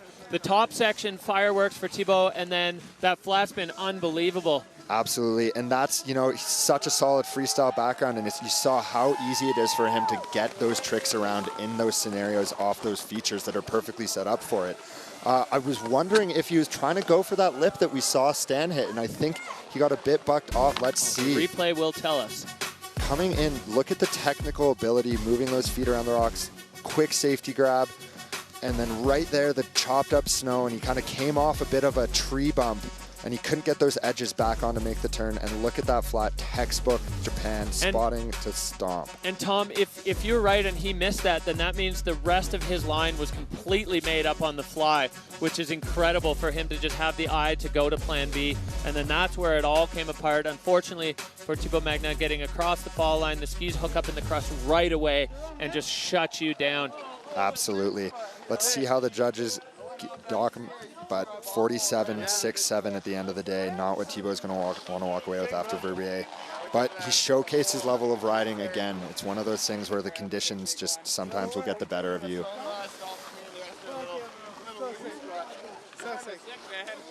You can hear the boys just catching up about their experiences on the face as we see the whole T1 face starting to get a few tracks in all the different areas. There's only a couple of spots left that don't have any tracks, and I have no doubt that some of those spots are going to be, going to be well used by the rest of the riders in the field as we go straight back up. Our next rider in the gate, Blake Marshall, one of the most exciting runs we saw at Verbier with a huge 360 and then just stuck in the fall line to probably, well, in the range certainly of one of the biggest airs of the day. Wasn't quite able to put it together, but Blake Marshall is kind of having a resurgence. He was another one who was a staple on the tour. He got knocked off. He earned his way back through the challengers, and he is on course in a rowdy zone here now. Out of start two into the technical part of the venue, and into that double we saw Victor holding on, stomping it, making that hard snow look like nothing. Off the nose, and just getting put a little back seat on a back slap on that hard landing. We saw it get taken down by Molly, but working his way in off this lip. Big flat spin right to his feet, perfectly nailing the transition. No. Blake just getting snagged up on something so hard. Again, bad luck. Yeah, Such an incredible rider taken down by something under the snow, and a great little splaffy to end it off. Always such a happy, positive guy. You can see the pace just building and building and building, and as you come into those lower gullies, it gets tight and it gets crusty and icy. I can't fucking believe that. Yeah, you can hear his disbelief. He's, such a solid ride, and perfectly getting that second pad on that double. The math involved in that is huge, and right off of this nose, you can see the crust getting him backseat a bit, but he held on like nothing, no problem. Great flat spin right to the transition, like it was effortless. And then let's see what happens here. It was a big patch of deep snow. Yeah, I think one ski in the deep snow. Yeah, and I think there's patches and parts of the snow is quite a bit deeper than these riders are expecting. Yeah, the wind has pushed it into some little drifts here and there, and when one foot goes into a drift and the other one doesn't, it gets pulled back. I'm dead if you're watching. What a shame, what a shame. Sending love to the parents. Yeah, and I mean, that just tells the whole story. You put all the time, the travel, the energy into picking a great line, and then just taken down by kind of, a small thing with a big catastrophic result there for Blake Marshall. So really unfortunate to see him go down like that. And similar to Thibault, showcasing such great technical ability and freestyle. 56-3-3 to end it off for Blake, not the score he's going to want to walk away with. Yeah, so Jackson Bathgate holding on to that top spot, currently sitting in the hot seat, but we are early days in the ski men's field right now as we look back up at the start gate, panning across from start 1 to start 2 to start 2B there. A few riders looking like they're going to be probably dropping out of there, as is our next rider. This is Salt Lake City's own Kendall Goodman. Kendall, just always with such a creative take on the mountain. He's got so much style and he's so strong. His run on the Beck earlier this year with the nose butter, just bringing the Marcus Eder vibes. He's such an exciting rider to watch. He brings a different style than a lot of other riders, but certainly working in the free ride space as he has just constantly been a player, earning his way on through the challengers. And now Kendall Goodman on course from start 2B. Working his way through that technical section. We just saw Blake came down. I think the riders are going to work this double and stomping it, getting it right onto that pad, so important, but getting eaten by some deep snow there. Coming into this second lip, I think he knew that that tomahawk is going to put him out of contention, having fun with it. Another flat spin like it is nothing. Such a good freestyle trick bag from Kendall, but also such a good technical rider up top, as we just saw.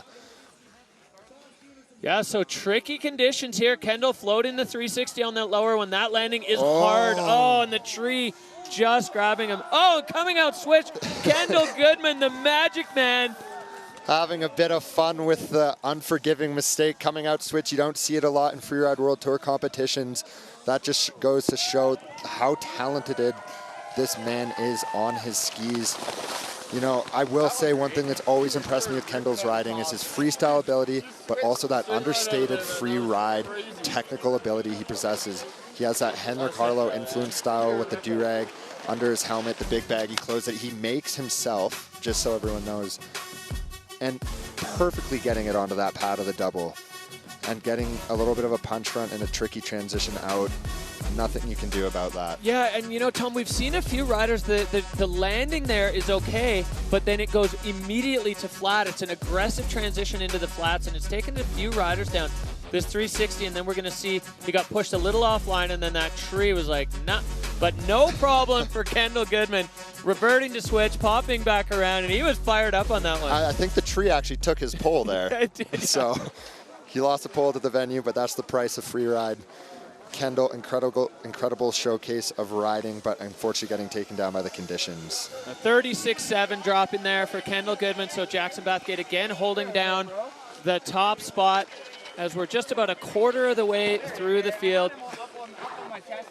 Kenny, big thumbs up to the homies at home. Another rider on that Pit Viper team, all about the good times. Kenny, good times. Such a great rider to see. Unfortunately, not his day here in Kicking Horse. Well, Jackson Bathgate sitting in the hot seat, enjoying the view from the Dynastar throne there. He looks very comfortable there, and he likes it. Hopefully, he can hold on. Yeah, love to see. Dude, the whole shot's me right now, boys. Love to see the Whistler boy holding it down in the hot seat, but still not going to be a comfortable spot yet, as there are so many talented riders still to come on the field. We may be just in a slight delay as somebody's probably retrieving Kendall's pole from the forest, as we are going to be making our way back up to the top. Peak Performance and Scott athlete Carl Regner Eriksson. This guy always a threat. And Tom, we talked earlier about the Swedes and the Kiwis being right at home in tough conditions. You know, you see the Scandinavian Freeride Championships in Åre in May, and it's always just looks like the worst skiing, but they have the best time on it. And they don't hold back. And these guys have sharpened their knives of their skill sets in conditions like that, so this is going to be light work for Carl Regner Eriksson as he is on course. Start 2B coming in for the Swede, making quick work through that technical section, lining up that double again, gapping the whole thing, actually. Carl. Huge air and coming out with some speed, holding on. Coming over that lip, let's see what he has lined up after. That was a massive way to start his run, and a giant backflip from Carl. Excellent riding, standard riding that I have seen from him. Making quick work, coming through the bottom hot. He is at the start gate, at the bottom. Classic Carl Regner Eriksson skiing. Oh, fire run there for the Peak Performance rider, the Swede. You know, you can't get caught up in the crust if you never leave the fall line. Keeping it pointed downhill. Jackson Bathgate coming over to congratulate him. He's putting his backpack on. I think Jackson is seeing the signs on the board that Carl Regner Eriksson may well have taken. This first air, enormous over all of it, and a perfect landing for Carl. And just getting that transition right in the soft snow too. You saw that pop, and floating the backflip around like it was nothing for him. He has those so dialed. You saw those adjustments that he made off that to get his speed right and make sure he didn't come off with too much speed. And didn't miss that feature, the control of balance over skis that Carl Regner Eriksson just showed an absolute masterclass in freeride. So the peak performance rider there, he is stoked, and the judges are too, as it goes up to an 83. Carl taking over the Dynastar hot seat. He's put himself into a sweet spot here in the ski men's field. As we see high fives as the boys exchange spots. Carl Regner Eriksson taking over the throne with a masterclass in freeride and freestyle. Such technical skiing, full speed, full throttle. Carl Regner Eriksson having his way with this venue. Absolutely, and I love to see that. You know, when he gets a run down from top to bottom, how he wants to do it, you know. And he is such a talented rider, working every part of the venue to his ability. All right, straight back up. Carl's traveling mate, his roommate, his mentor, Kristofer Turdell. He's back in the mix. We saw him right up at the top of the standings in third in Verbier. This is going to be another one that is going to be a real danger man in these conditions. Kristofer Turdell, you said, Tom, he's light on his feet. He's so smooth, and he is on course now, straight into it. Right over the edge, blowing slough over the cliff. And we're going to see the same move as Carl and making it look like nothing. So light on his feet, just stomping that whole double and getting the extra bonus there, popping over, shutting over the speed, and adjusting for a big backflip from Kristofer Turdell. In through the chute, high speed here. This has been a consequential area, but making it out with no problem so far. So interesting point of differences there, and we'll see it in the replay. Carl was able to catch that feature. He was able to get his speed back under control, but Kristofer added another feature above that Carl didn't get. So you know they picked that line together because it was almost picture perfect. They both skied nearly the same thing, but one of them getting an extra feature high, one of them getting an extra feature low. Absolutely, you know. I love to see that. Let's see how it shakes out. I think he was a bit quicker through the whole bottom, though. You know, Kristofer Turdell is one of the fastest skiers on the World Tour. Coming off that double, big pop.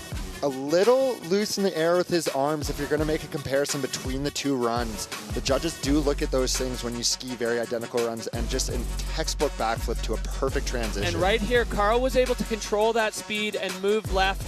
And we'll maybe see it here on the replay. Kristofer goes pin fall line. You can see the feature fly by, but he caught another little popper at the bottom, but he got that extra one at the top. So it's going to be interesting to see what the judges do with that in comparison, or in comparing them directly. Absolutely. So the two roommates there at the Prestige Lodge in Golden now, you know, really faced off against each other in the judges' tent, as we'll see what they do with it. Peak performance rider there, the score coming up, not quite able to eclipse Carl, and Kristofer sliding himself into second. I think those two fellas are going to be very happy. You can see Nick Lundgren, the peak performance team manager, in the background getting a photo of the boys together. Yeah, he's a happy guy right now, as his two of his many riders in the ski men's stable, both executing great runs. And we're going back to another peak performance rider. This is Whistler Freeride Club graduate Weitien Ho, coming out of Whistler. He's only 19 years old, 1 year in the qualifiers, and he earned himself a spot straight onto the World Tour. He delivered one of the most magical runs we saw in Verbier. They gave him line of the day for it, not quite able to hold on. As I'd say, a bit of a kid mistake going full throttle off that bottom cliff. You know, we'll see what Weitien's got here on the Kicking Horse Coming out Face. of start 2 down the ridge into a new section we haven't seen opened up. Making quick work through the powder. Weitien Ho has no off button. I'm sure he's going to send it. Stomping this, such a solid rider. For his age, his strength, he is such a good, solid, big mountain rider. Big backflip off the nose to both, stomping it like it was nothing into this gully, blowing up snow, having so much fun with it. Boosting it, finding a tranny. Big transfer across the gully. Weitien Ho once again finding an area that nobody else even looked at. The huge gully transfer gap at the bottom, backflipping an air that's caused people all kinds of trouble. Yes, Weitien Ho bringing it home. Finally, a run to his feet, showing everyone what he is capable of. He is such a dominant young rider. I'm sure the judges are going to be challenged with this after watching Kristofer and Carl's run. look at, and you can hear the The local crowd. crowd. All right, let's look at this top section, Tom. So unique, creative. No one's gone through it. The judges love something creative in this venue, making quick work, skipping over those rocks, staying in controlled, and just boom, crust like it was nothing underneath, coming off that cliff. And here's the fall line backflip. Absolutely stomped to his feet. Great shutout. Great skiing and freeride skiing. And this gully transfer, he had to pick up so much speed to make it across. If at home, I don't know if it does it justice, across the entire lower couloir, that line tracker shows it exactly. Yeah. Incredible scoping skills there. Keep in mind, if you're watching this at home, these riders scope this from across the valley through binoculars. So that transfer for Weitien, I mean, obviously he backed himself and his skills to have that work, but incredible. Here's where we stand now. Carl Regner Eriksson, Kristofer Turdell, Jackson Bathgate. That is your 1, 2, 3. What are the judges going to do with that run from Weitien? That was absolute action from top to bottom. Prodigy out of Whistler, throwing it down on the home turf in Canada. Will it be enough to knock Carl off the top seat? Oh, man, that was incredible. I get so fired up for these kids. I mean, same as you, Tom, growing up in the Whistler Freeride Club, I coach these kids from 11 years old. The rest of the coaches from the Whistler Freeride Club I know are watching at home. Big shout out to all of you guys watching, eating pulled pork, having a good time, probably a couple pints in the mix. Absolutely. As now that judges crew getting to work, what are they going to do with that? Very different styles. I mean, the top half of Weitien's run was so technical, so difficult. But we did see Kristofer and Carl with a huge air at the top as well. Yeah. So it's a real balance. They had backflips off a wind lip where Weitien had a backflip off a cliff. There's a lot of similarities, but a lot of differences as well. And all of those points are going to come into the judges' consideration. Yeah, and I think that creative top section is going to be the thing that separates it, if anything, because we saw from Timm Schröder with the backflip, with that section off the far right, they loved seeing the new line being skied here. It's a small venue. Let's see. Here we go. The score coming in for Weitien Ho, 82-6-7. So he slots right between the two Swedes with us into second right now. A big hug there. So for the peak performance rider, he's going to be stoked, and so is the peak team manager. Yeah. He's got boys sitting 1, 2, 3 at the moment. Incredible show already for ski men, and we are barely into it as we are straight back up to the top. Martin Bender, the young Swiss rider, he wants to give a huge shout out. I want to give a huge shout out to Les Gorilles back in Verbier. That's his young crew, all the Verbier free riders behind this guy, and we lost the other kid from this crew. Simon Perrotin, unfortunately, with the broken scaphoid, is unable to join us here in Kicking Horse. So Martin Bender, the 2022 Junior Freeride World Champion. You can't swing a stick without hitting a Junior World Champ on the tour these days, and Martin Bender is getting things started. Out of start to be over this cliff, lining up the double, stomping it so strong from Martin Bender, coming into this wind lip, and a huge cork 7 and just under rotating it, unfortunately. It's such a gamble with those 2 rotation tricks in freeride because the math is so good for a 360, but the 720, a cork 7, is so much more rotation. They have to be so sure of their speed and distance. He is such a talented rider. Unfortunately, hard to see him go down. Tree in a ski. I'm happy he avoided the tree. Yeah. That's a scary one, if I do say so myself, near the trees. Absolutely, yeah. The tree just grabbing Bender's ski there.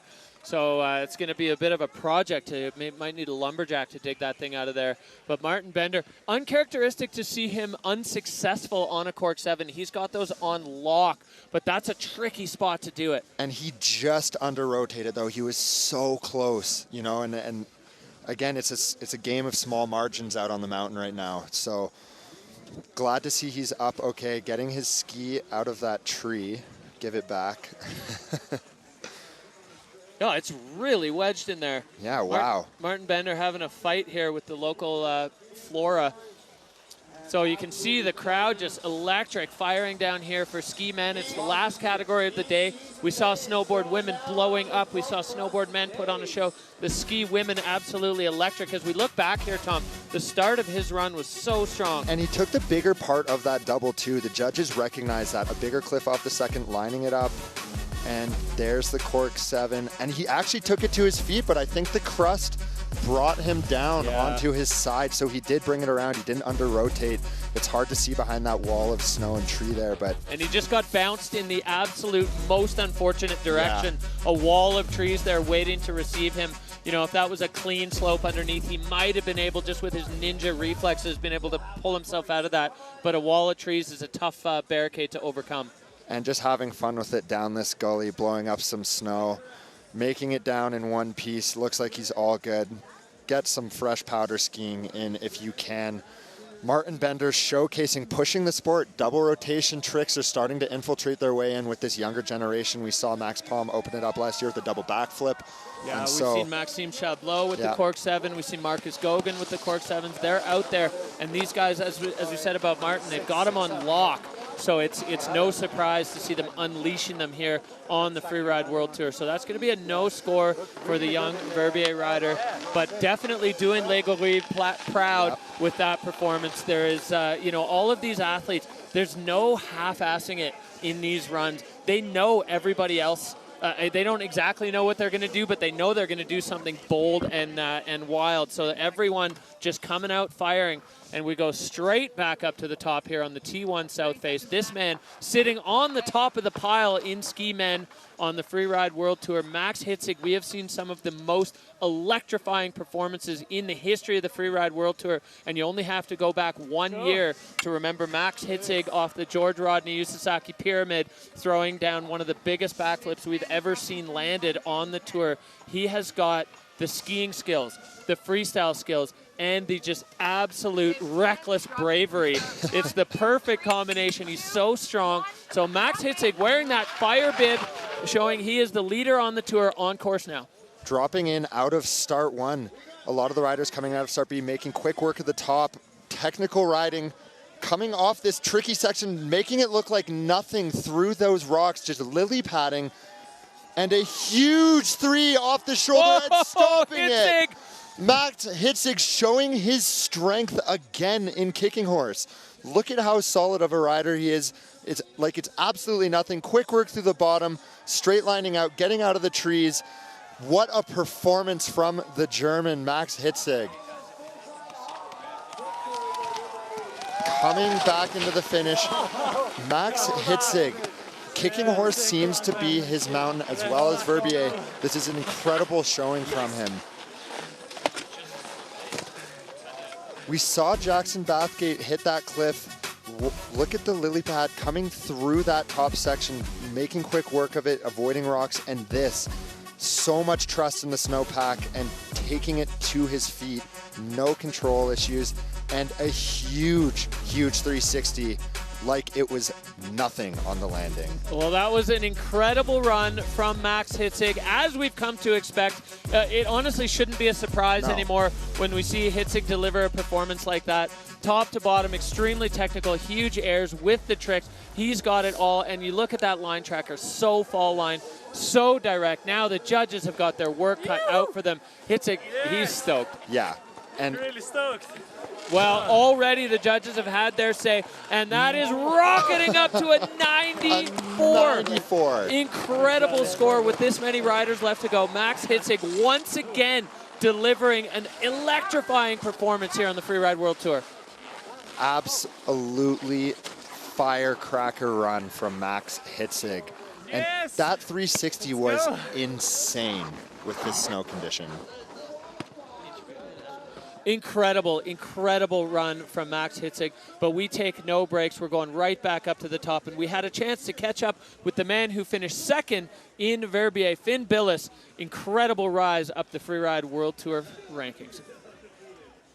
Yeah, I think for me, coming to Canada, it was always a place that I saw on the movies that I was really inspired by. Some of my favorite video parts have come out of this area, and so to be here and have the privilege of being able to ski and compete in locations like this, just a childhood dream come true. It's hard to say if there's an advantage coming into this event with maybe a more freestyle orientated terrain. Understanding of how to adapt to that terrain ultimately is what makes the riding excel, and definitely try to incorporate a few tricks here and there throughout the runs.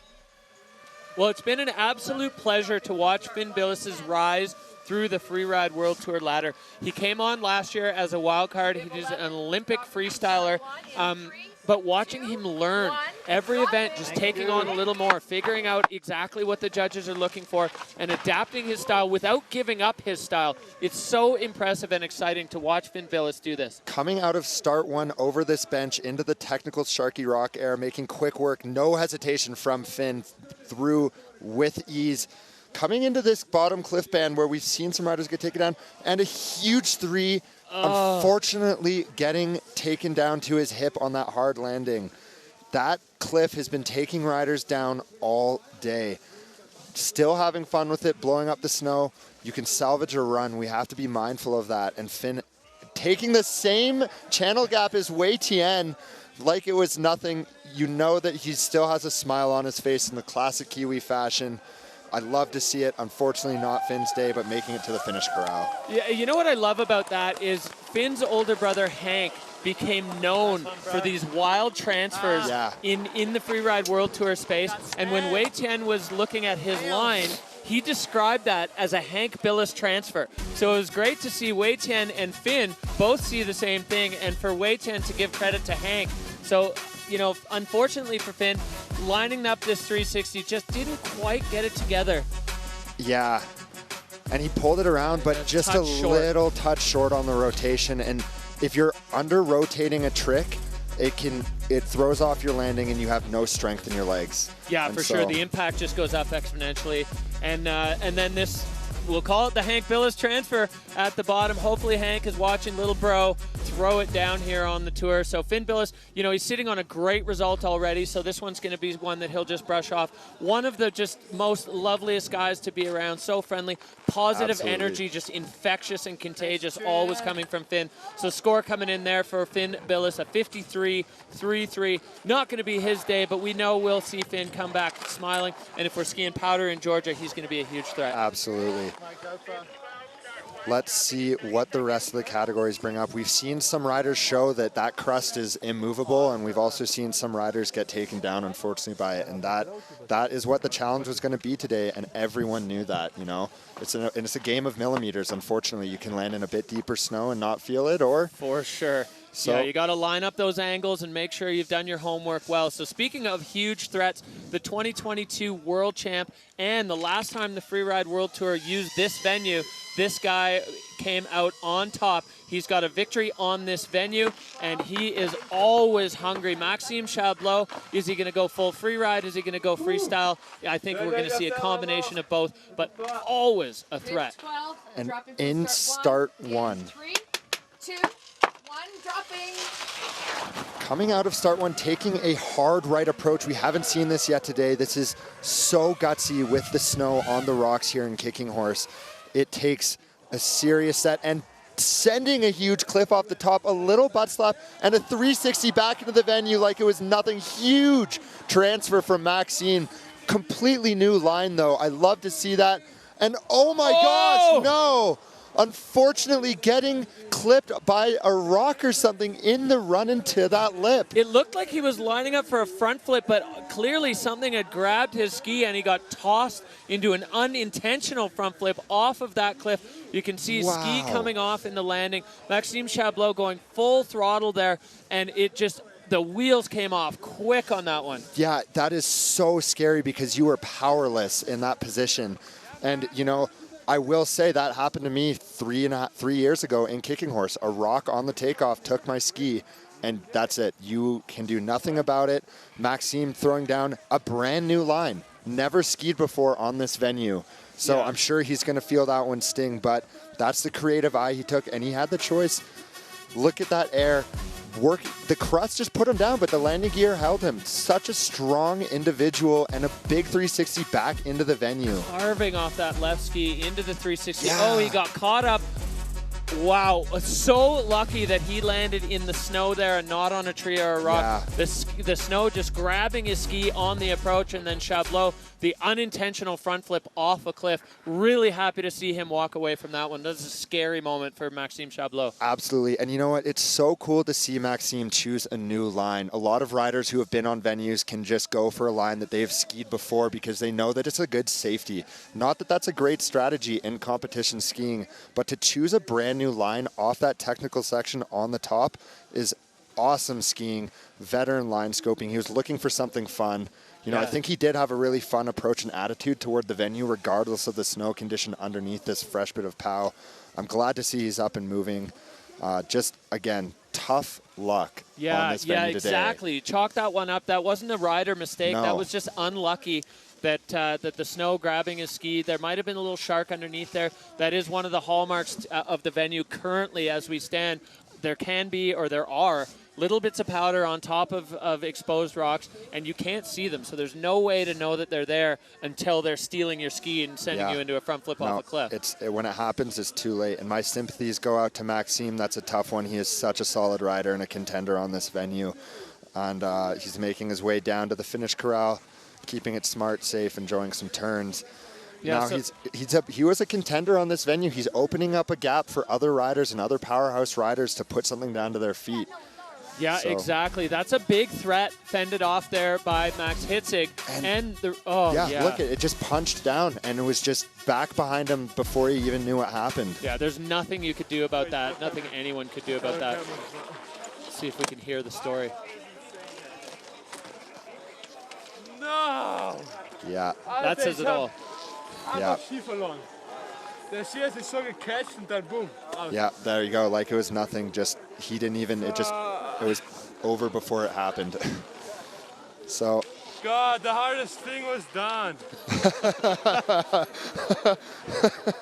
I love that. But that, you know, that's fair. The top of this venue is technically the most challenging with the rocks, the steepness, the snow. Well, sharing the story there with Max Hitzig, who's sitting in that Dynastar hot seat, and really unfortunate for Maxime Chabloz as he was on fire before that. The loading up the left ski and carving into that 360, the long transfer, just such a skill move. It was so incredible to see. So that's a big challenge fended off there by Max Hitzig. You know, but there are many more to come. We're just at the halfway mark now in ski men, and we are ramping things up as we're going back to the top for another local favorite. This is Whistler Freeride Club's own Marcus Gauguin. This kid keeps you on the edge of your seat. It's an emotional roller coaster watching him ski. Action-packed. I mean, watching him in Verbier, even the judges after were like, what are they feeding these kids in Whistler? Every single feature had a trick. Lacing the turns, corner to corner to corner. Marcus Gauguin in the start gate. Cannot wait to see what he brings to this I will race. say, what are you feeding them as head coach of the Whistler Freeride Club? He is one of the two prodigies on the start list, Weitien and Marcus, coming out of the Whistler Freeride Club. Such a solid rider for such a young age, just such a powerhouse, so strong. You know, and his ability to react and adapt and showcase technical, high-speed, proficient freeride skiing is there, and the freestyle, the cork sevens, the giant backflips are like seamless to him. Well, and we were chatting last night. I mean, Marcus comes from, you know, a bit of the Canadian ski royalty family. His uncle, Thomas Grandy, the best slalom skier in the history of Canada. So the technique is just baked into his DNA, and Marcus Gauguin has certainly inherited some of that from the family and from the people that he skis with. Marcus Gauguin now getting set to kick things off. Last year, in Kicking Horse, he delivered an electric performance. We know he's comfortable now. He's on his own time zone. You know, he's got his friends and family around him, and he is fired up to kick things off. Him and Stam Ray were scoping lines together, so hopefully we're going to see a more successful outcome if he goes over to the same zone that Stan went to. And you know, again, you have to roll those dice as a free rider. If you're confident in your ability, you stick with it, even if someone else got taken down in that same zone, because the line that you choose and speaks to you is the line that's going to ski well. Marcus coming out of start 2 down the ridge. Let's see what he has lined up. Again, into a new creative section.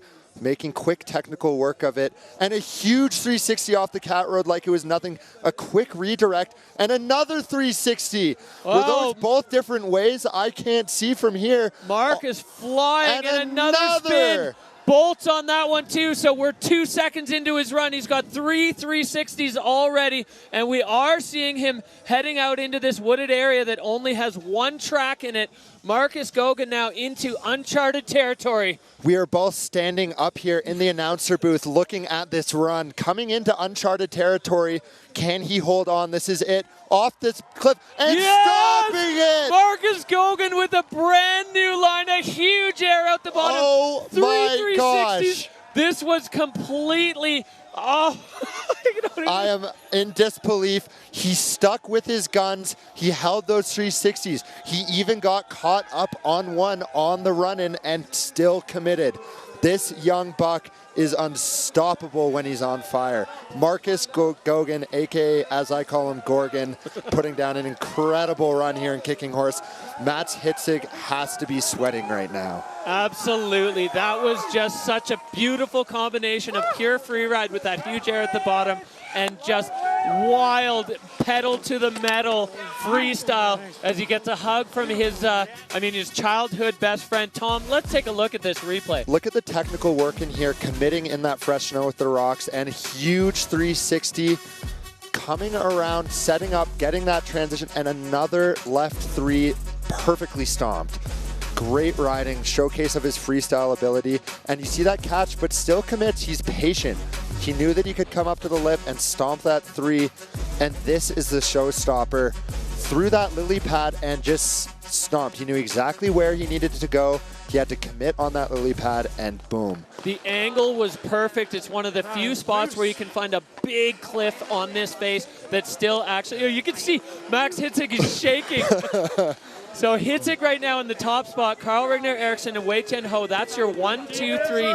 This man, Marcus Goguen, definitely going to have a say in that conversation as the judges get to work. They're lining up what he did with the criteria, and they've already had their say. The thermometer going up, a 91.33.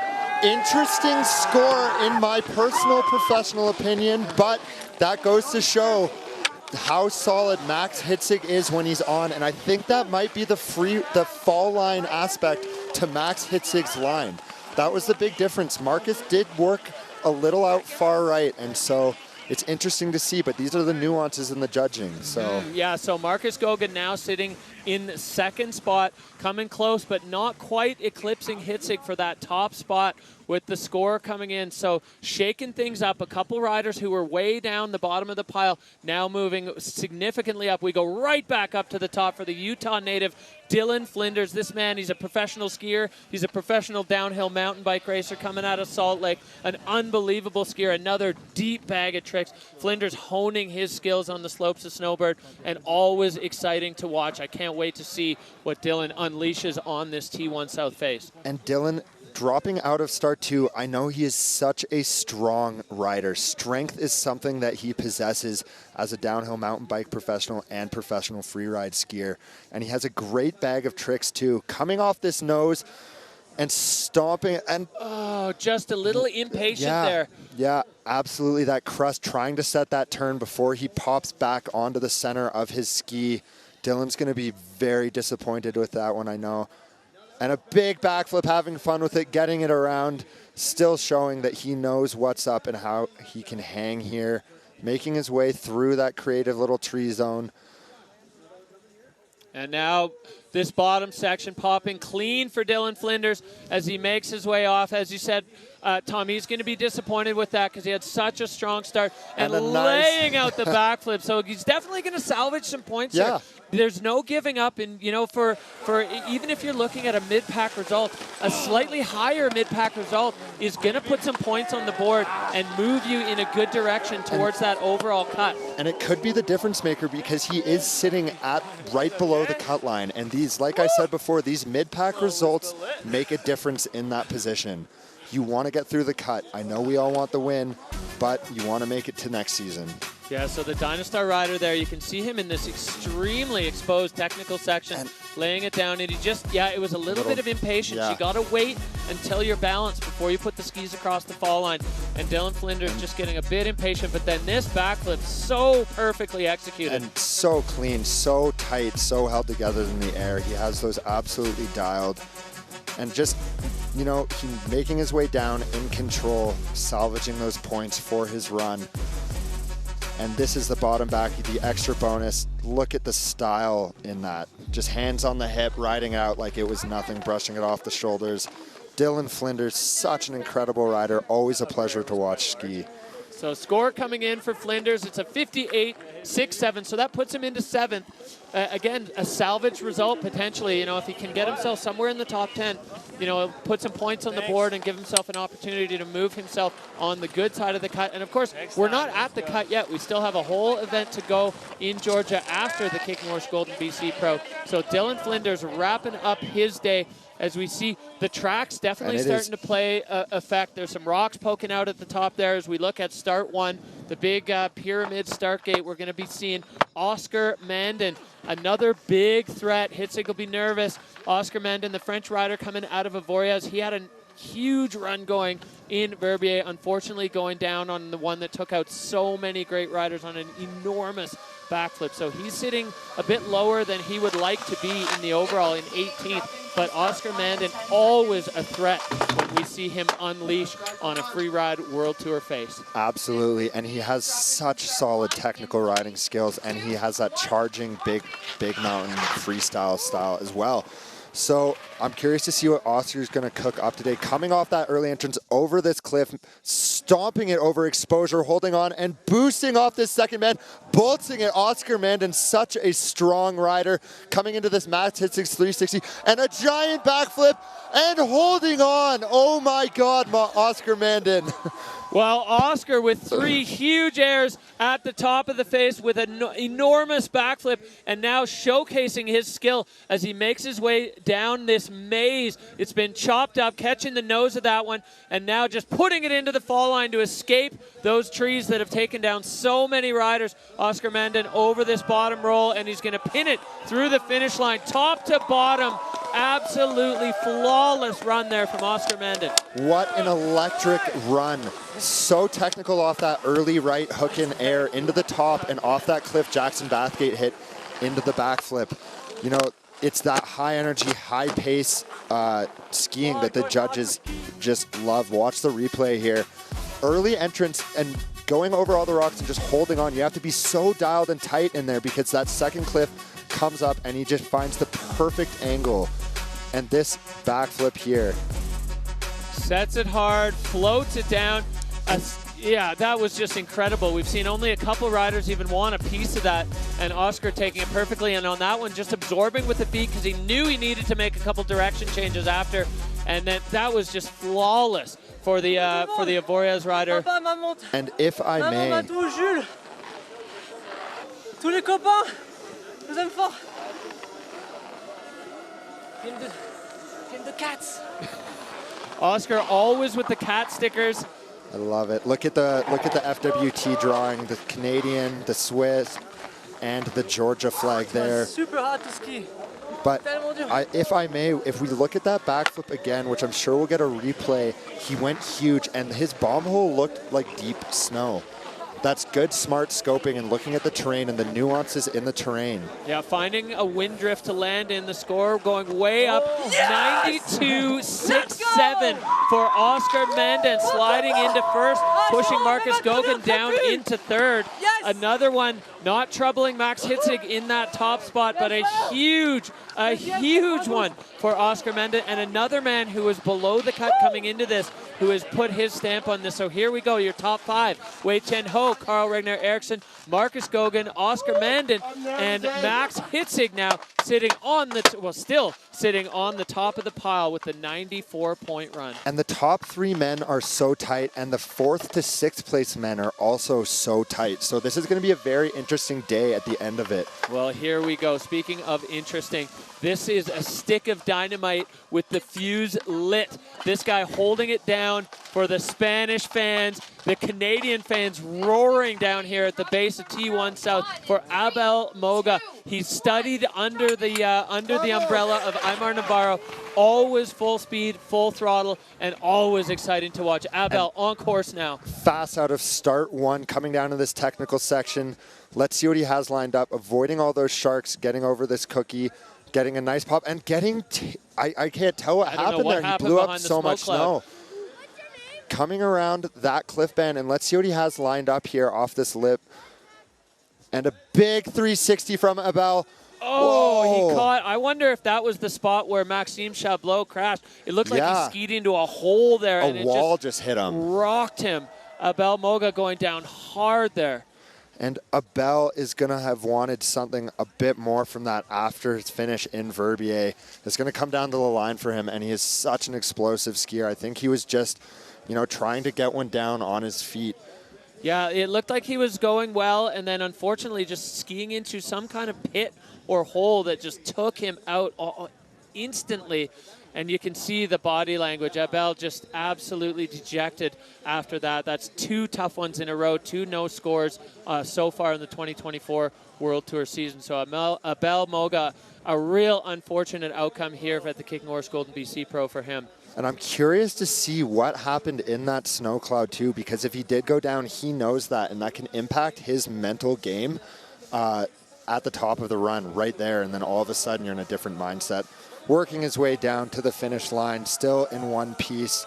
Physically, I'm happy to see that after some of the crashes he has taken, because he is a true freeride sender, Abel Moga. Getting love from Max Hitzig. Yeah, we'll get a look here while you see the crowd just vibrant at the bottom of the face at Kicking Horse Mountain Resort. And Abel Moga, unfortunate for the Spanish fans, unfortunate for him, as he's just, the picture of disappointment. But a tough one for Abel is another rider going down on something not really, hard to chalk that up to his fault. He had good trajectory on there. The 360 was well executed, well rotated, but then just getting slammed by something that he would have had no way of knowing was there. Absolutely. And, in the past, if he's gone down on something big, something that, it's a big line, and this is just, again, a symptom of the conditions that we have out there today. Now with a ton of tracks on the venue, it looks like a war zone at the top of that with all the rocks, the slough. It can be, a rider can scope something, and then by the end of the day, it's a rock. All right, well, we are back up to the top. This is your reigning Freeride World Tour Ski Men's Champion, Valentin Rainer, Scott rider, peak performance rider. I called him the sponsor's dream.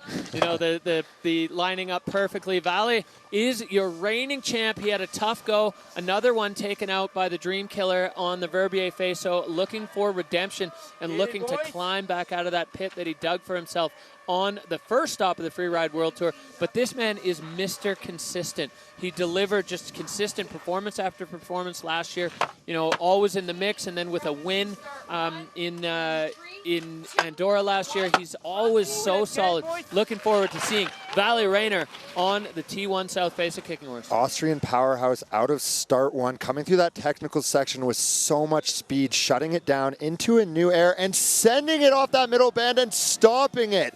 Huge cliff in the middle from Valet, and a big 360 to connect right after, holding on, staying in control, hitting this, let's see, keeping it straight through this tight tree section and pointing it, getting the extra points.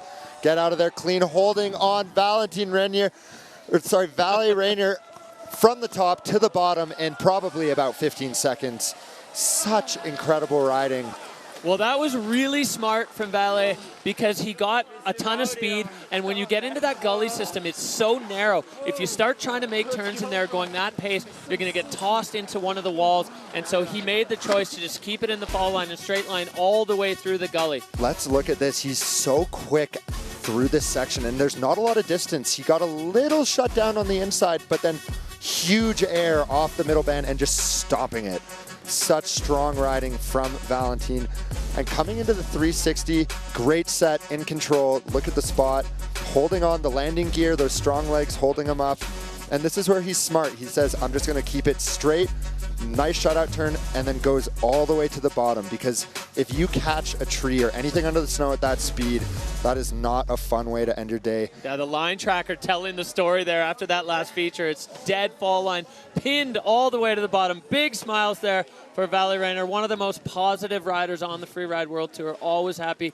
These two traveling together. Yeah. They're such good friends, and you know, while they in the start gate, they're competitors, but so much of this just comes down to the people you have in your corner, and they are definitely backing each other. Score coming in for Valentin Rainer, an 87 flat, so putting him into 4th. So the score's climbing up the board here as we make our way through. And that is absolutely what he needed after his finish in Verbier. That 4th is going to hold him strong for now. We still have a couple huge heavy hitters to finish off the category, but we are in the back 3 quarters. So that is a good sign for Valet.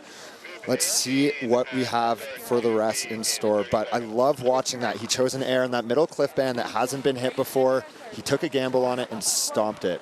Yeah, going so big, the 360, and then just pinned out the bottom. So Valentin Rainer has had his say, and we are going back to the top. T1 South getting worked over here as we go back up, and we are looking at Colton Shaff. Colton, a rookie on the tour this year, winning the Challenger Series in Region 2. That is the North and South American region, 26 years old. Living there in Bozeman, working as an engineer on the side. Another, you know, we called them the Freeride World Tour overachievers. There's so many of these athletes that are just good at everything they do. And Colton on course now. Out of start gate 2B, that little higher entrance over that cliff section, through the technical section, lining up where he's going to go.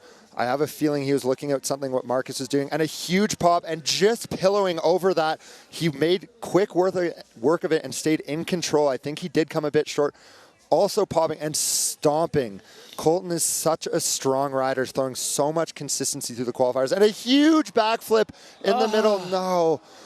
I think that was the same hole that took Abel out. That landing is just maybe just got a bit munched by Maxime Chabloz, and both of those riders landing clean and then just getting bucked immediately as soon as they come back into contact with the ground. Absolutely, and I think when riders start to hit things in all these different angles, the landings and the holes start getting all weird, and it's so easy to just get taken out. And a big backflip to finish it off.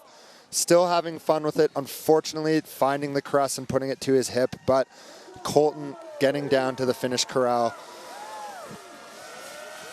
Well, Colton Shaff getting a big hug from all the homies. Kendall Goodman coming out there to welcome him into the finish, as well as Michael Mon.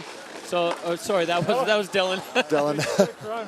Yeah, the homies always looking out for each other. You know, it's so tough when you have a day like that. It's just not what you want. But coming into this top, and yet, look at the control and the strength, though, to pillow something like that. It's huge to be able to adapt. And stomping that middle cliff band, showing his strength, and look at landing it, and I think his tails got thrown up from being a bit backseat on that crest. A touch over-rotated. And a touch over-rotated. And if you over-rotate a backflip, it's so hard to come back from, especially in firm snow conditions.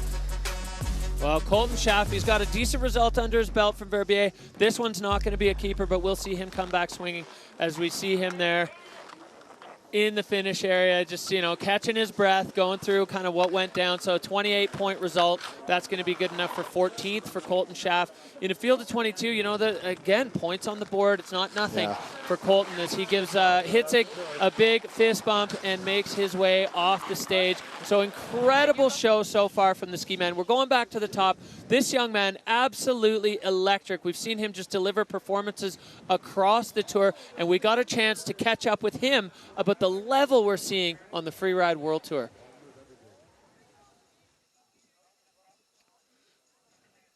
The ski man category this year is insane. It's so cool to watch everyone ski, and we're all such a big group of friends, and it's such a high level. So I think the only thing that changes that it's more inspiring than the years before, because everyone can have it if it's his day, and I think that's really cool.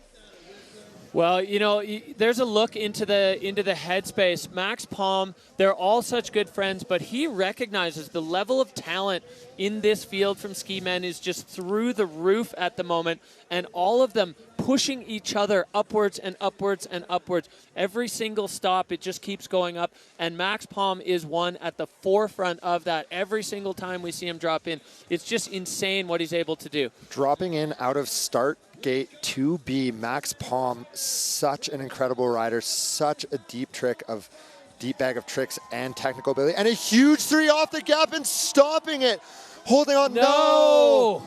Max going for such an ambitious line, and he had it.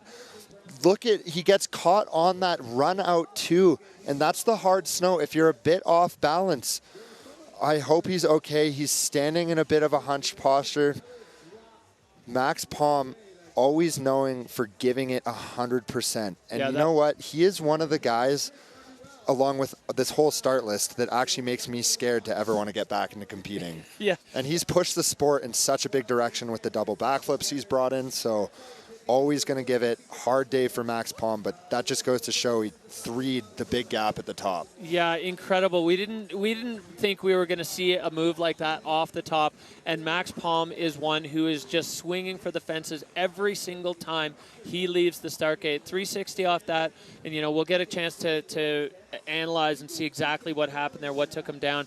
But you can just see the body language of Max Palm, absolutely devastated to see that not go his way. The peak performance rider always delivering the performances of the day and highlight reel stuff every single time. Absolutely, and he did come second on this venue in 2022 as well. So he knows what it takes to do on this venue, and he had it lined up.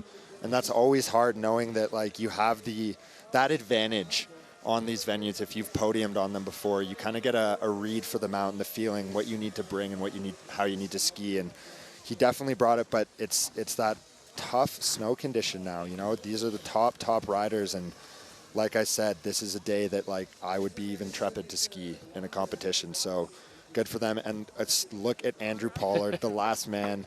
He's got to watch the whole show from the top. Yeah, he's just vibing out there. A. Paul waiting for his turn. He will be the last man to go in the ski men's field. Max Palm going to be making his way down through the bottom gully, kind of just straight lining it, having fun. Keep it together, and a nice little spot. Oh, he's got his helmet in his hand and almost just drove his head into the ground on that ski off of the face. He's a kid. That's a young man's move. Max Palm. So all the friends coming. Yeah, Tom, have a look at this. So solid. He comes around and just a little on the inside, a little early with that turn. He wanted to get to that lip and make sure he could get to that next takeoff. But he almost was a bit, I don't want to say impatient, but just a little earlier and higher on the run than he thought, and just ended up off the bump. Impatient is exactly the right word. He had those two things lined up back to back, and this is something that is really difficult because the nature of this venue, it's quite compressed. His helmet took a good brunt of a hit, I think, on a rock when he went into the bush. You can see a chip out of it on the front. Well, that's why these riders wear all that protective equipment. There is risk and consequence involved when you're pushing at this level of the sport. And yeah, Max, with the compressed nature of this venue and how close together things are, managing the speed is really difficult with the snow conditions, and Max Palm not quite able to do it. So Hitzig there, that's another big threat fended off for him. Are we going to see the same as we saw in snowboard men, where it's a back-to-back winner in the first two events? Max Hitzig is certainly not going to be comfortable in that seat with the riders we still have on the top of this face, all capable of delivering a win here on the T1 South venue. Kicking Horse Mountain Resort providing the backdrop for this stop number 2 of the Freeride World Tour by Peak Performance. And so far it has delivered everything we have expected from the Canadian stop on the tour. Absolutely. Ben Richards is one of my favorite skiers to watch ski. He is so stylish. He has huge tricks, so technical. It's that Kiwi nature. A lot of what you see from Craig Murray, a past Freeride World Tour legend. Yeah, and Ben, great friends with Craig, actually roommates with Craig in Squamish this winter. These guys moving over to Canada to have a go at the good snow. So it was a quick commute for Ben, and he is on course now. Out of start one into this technical shelf. Let's see what Ben is going to have lined up. And popping over the whole top like it was nothing. Opening up his arms like a bird, just flying through. Lining up for the next feature. I think this next one, they can't hit that one before. and a huge 3, just getting it around, getting a little bucked, but staying in control. And look at the footwork off that bottom hit, making it work, connecting all 3 at high speed. Incredibly mature riding from Ben Richards. Yeah, and so smooth, so technical, and so fast. That might be the fastest run we've seen from everyone. A huge hug there from countryman Finn Billis. These guys, they roll together, they have a blast together, and so exciting to see Ben Richards. He worked hard to get himself onto the tour. He was battling on the qualifier and challenger level year after year, so he had a 5th place already in Verbier, and that was an electric performance. Look from at Ben. this, just pop and so controlled and stomping it like it was nothing. And that sets him up so good to shut out. And look at the 3, a little open up to correct for his rotation. That's okay when you do that. And sucking it up, absorbing that landing so he can stay in control. His feet stay together and stomping that bottom little pocket air. Quick work from Ben Richards on T1 South. Quick work, smart riding. Let's see how it places with the past runs that we've seen in the top 5 today. Well, I'll tell you, the most uncomfortable seat, maybe right now other than Max Hitzig, is in the judges' tent, as they have been put to work today with so many solid runs. You can see them, they're reviewing, they're watching replays, they're analyzing every little aspect, every minute detail to put it together, because the scores, at this stage with so many good runs that we've already seen, incredible run from Ben Richards, and he is stoked. And a big thing that I say, and growing up, is it's not what features you hit, it's how you ski in between them. And that can make all the difference in these short venues, where if you're 5 feet off of a turn, it can severely impact how you're going to ski the rest of your run and your fluidity. And Ben just showcasing such good knowledge on that venue, making such quick work. Yeah, that was really good line scoping. He knew he was going to be hauling ass, so he picked things that worked together in sequence, back to back to back to back. And the way he pulled his feet up on that final feature, there's a big lip on that, and it's pretty aggressive. So just pulling the feet up, absorbing some of the energy off the lip, and allowing himself to stay in balance. And it's exactly as you said at the start of the day, the long and lows are going to play well today, and Ben Richards putting himself exactly into the mix on that. That was brilliant skiing from Ben. Absolutely. Let's see what the judges think of this.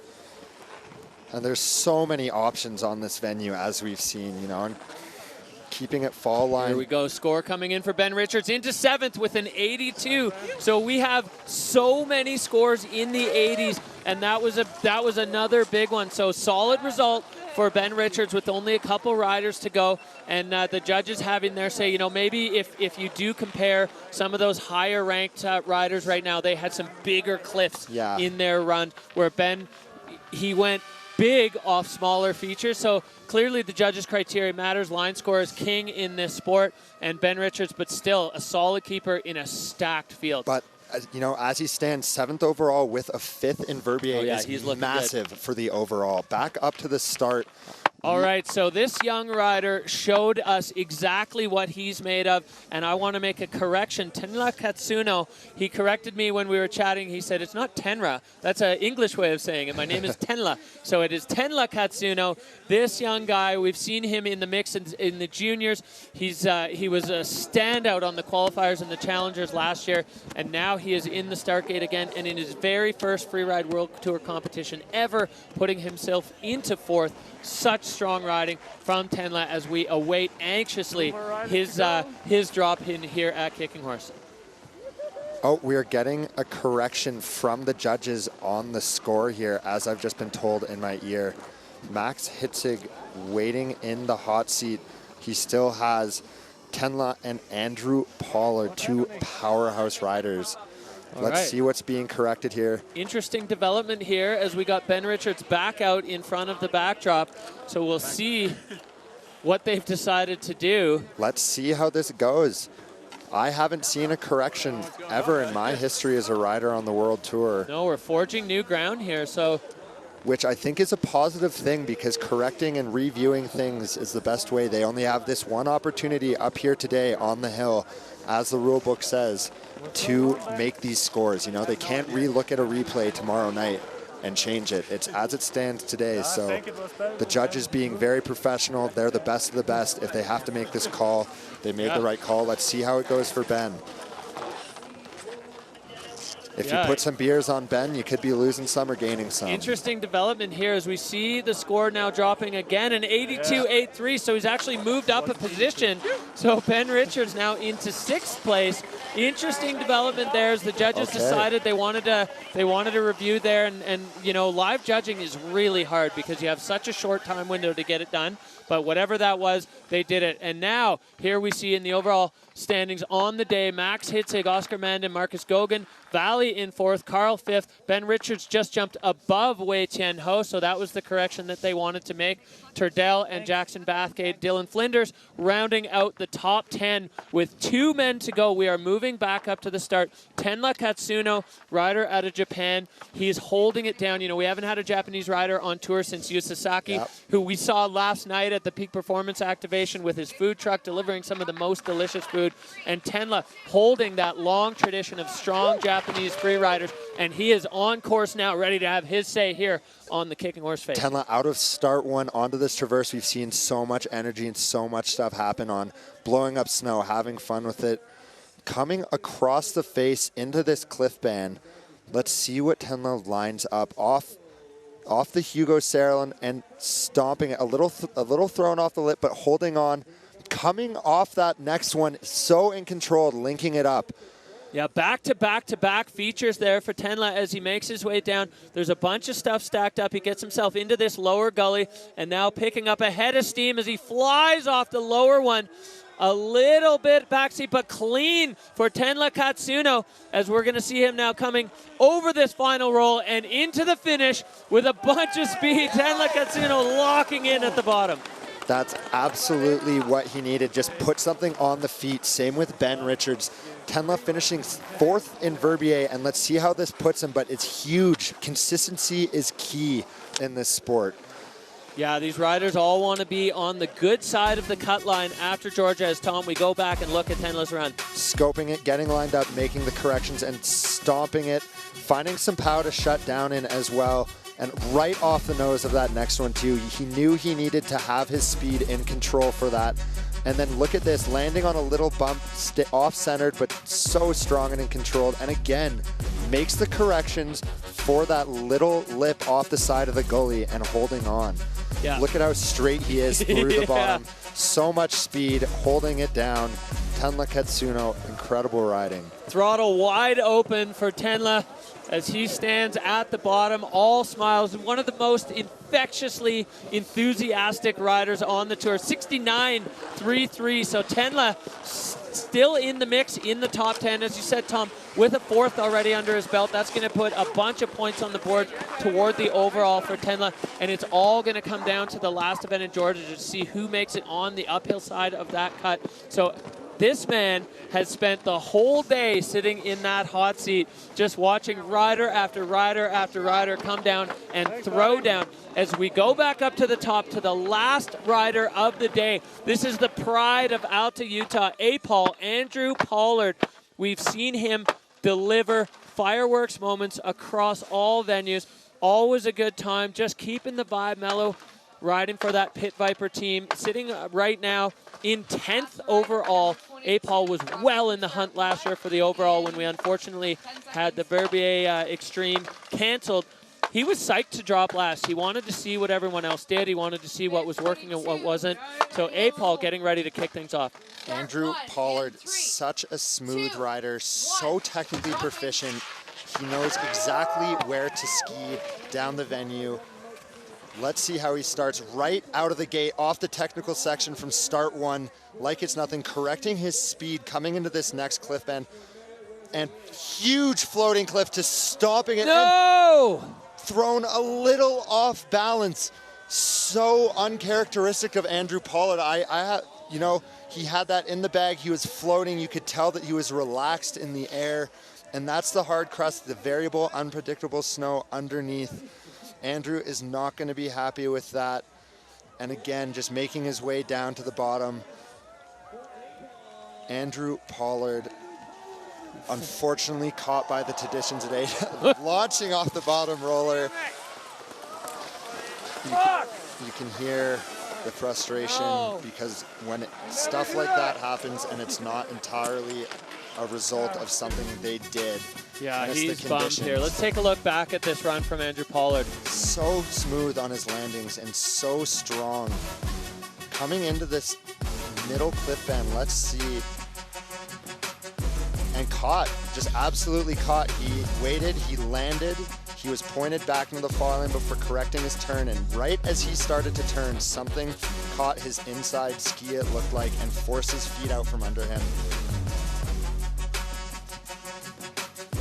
Andrew Pollard gonna have to fight for it in Georgia. Yeah, that's disappointing, and you could hear him when he came through the finish line. He said, "I never do that." So really uncharacteristic, and the body language says it all. As speaking to the folks at home, I'm sure his sister Jacqueline, who was a standout on the Freeride World Tour, will be watching Andrew throw down. He's going to be bummed, but we'll see him come back firing at the next event.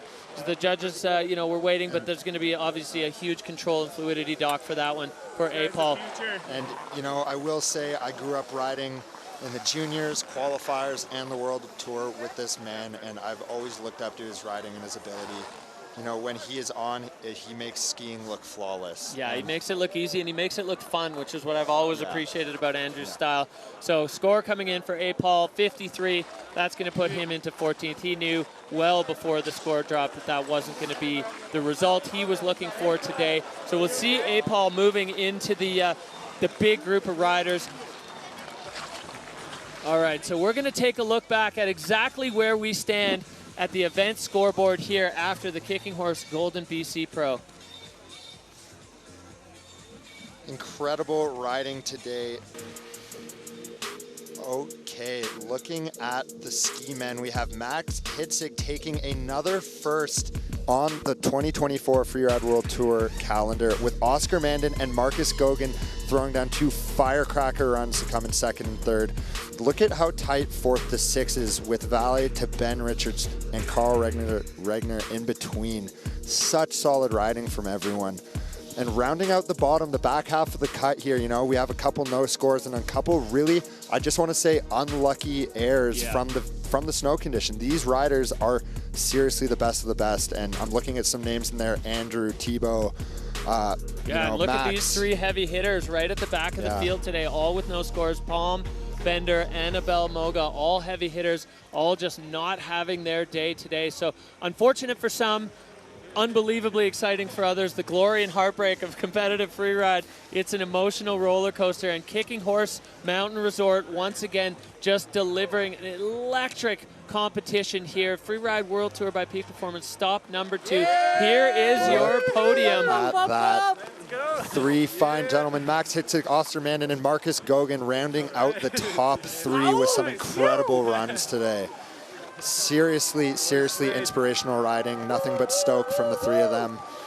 Yeah, and the kids at home probably just getting fired up, watching their heroes blowing it up here on the Freeride World Tour. This is what's happened now to the overall ranking. A big shakeup. No surprise to see Max Hitzig running away with it with 2 firsts on 20,000 points. Yeah. Turdell still right in the mix, and Ben Richards actually sliding even up a bit. Finn Billis down a little, and then we're seeing some guys that were on the bad side of the cut moving up. Marcus Goguen, Valle Rainer, Jackson Bathgate still holding on as we get into the second page, and this is where it's going to get interesting to see that line and where some of these riders are relative to it. And it's so tight from 3rd to about 9th.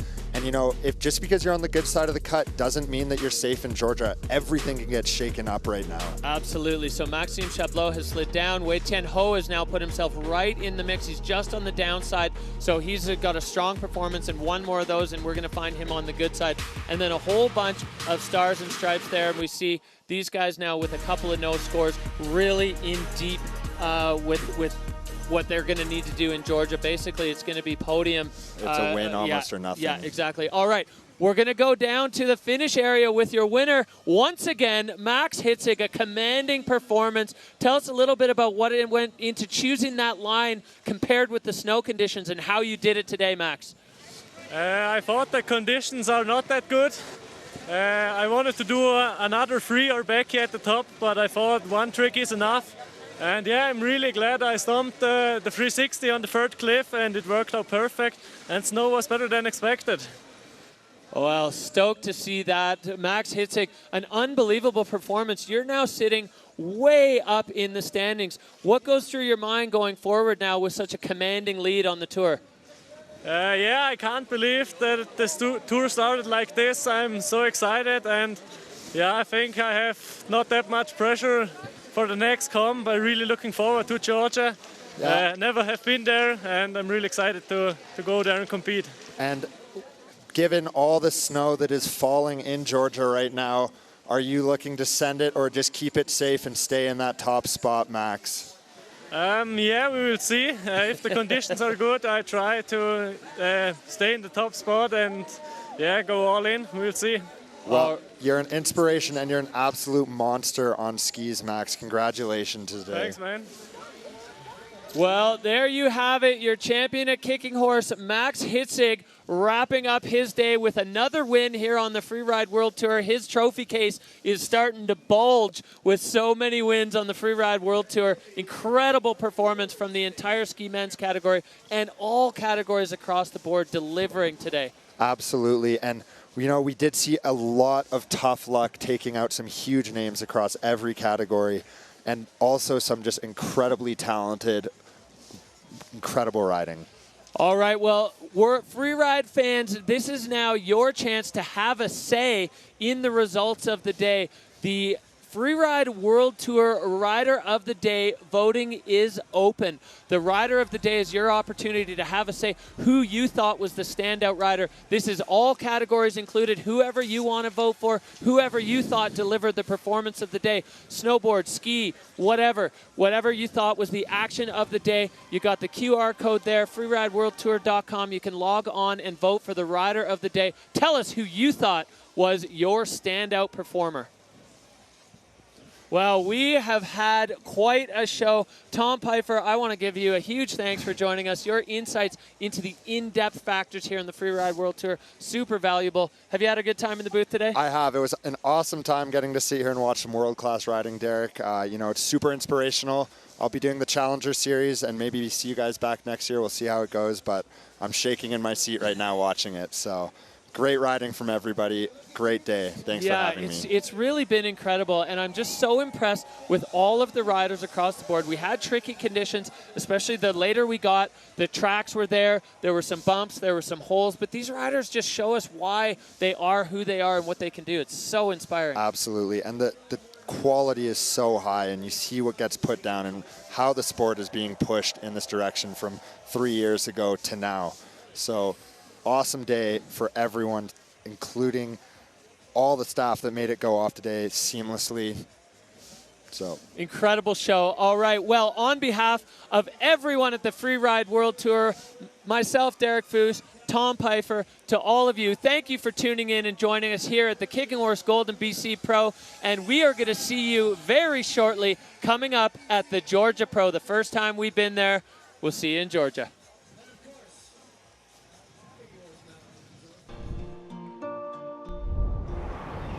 The last showdown before the finals. The last opportunity to make the cut. Who will master the mountain? Who will push the limits? Who will rule Georgia? Let's go!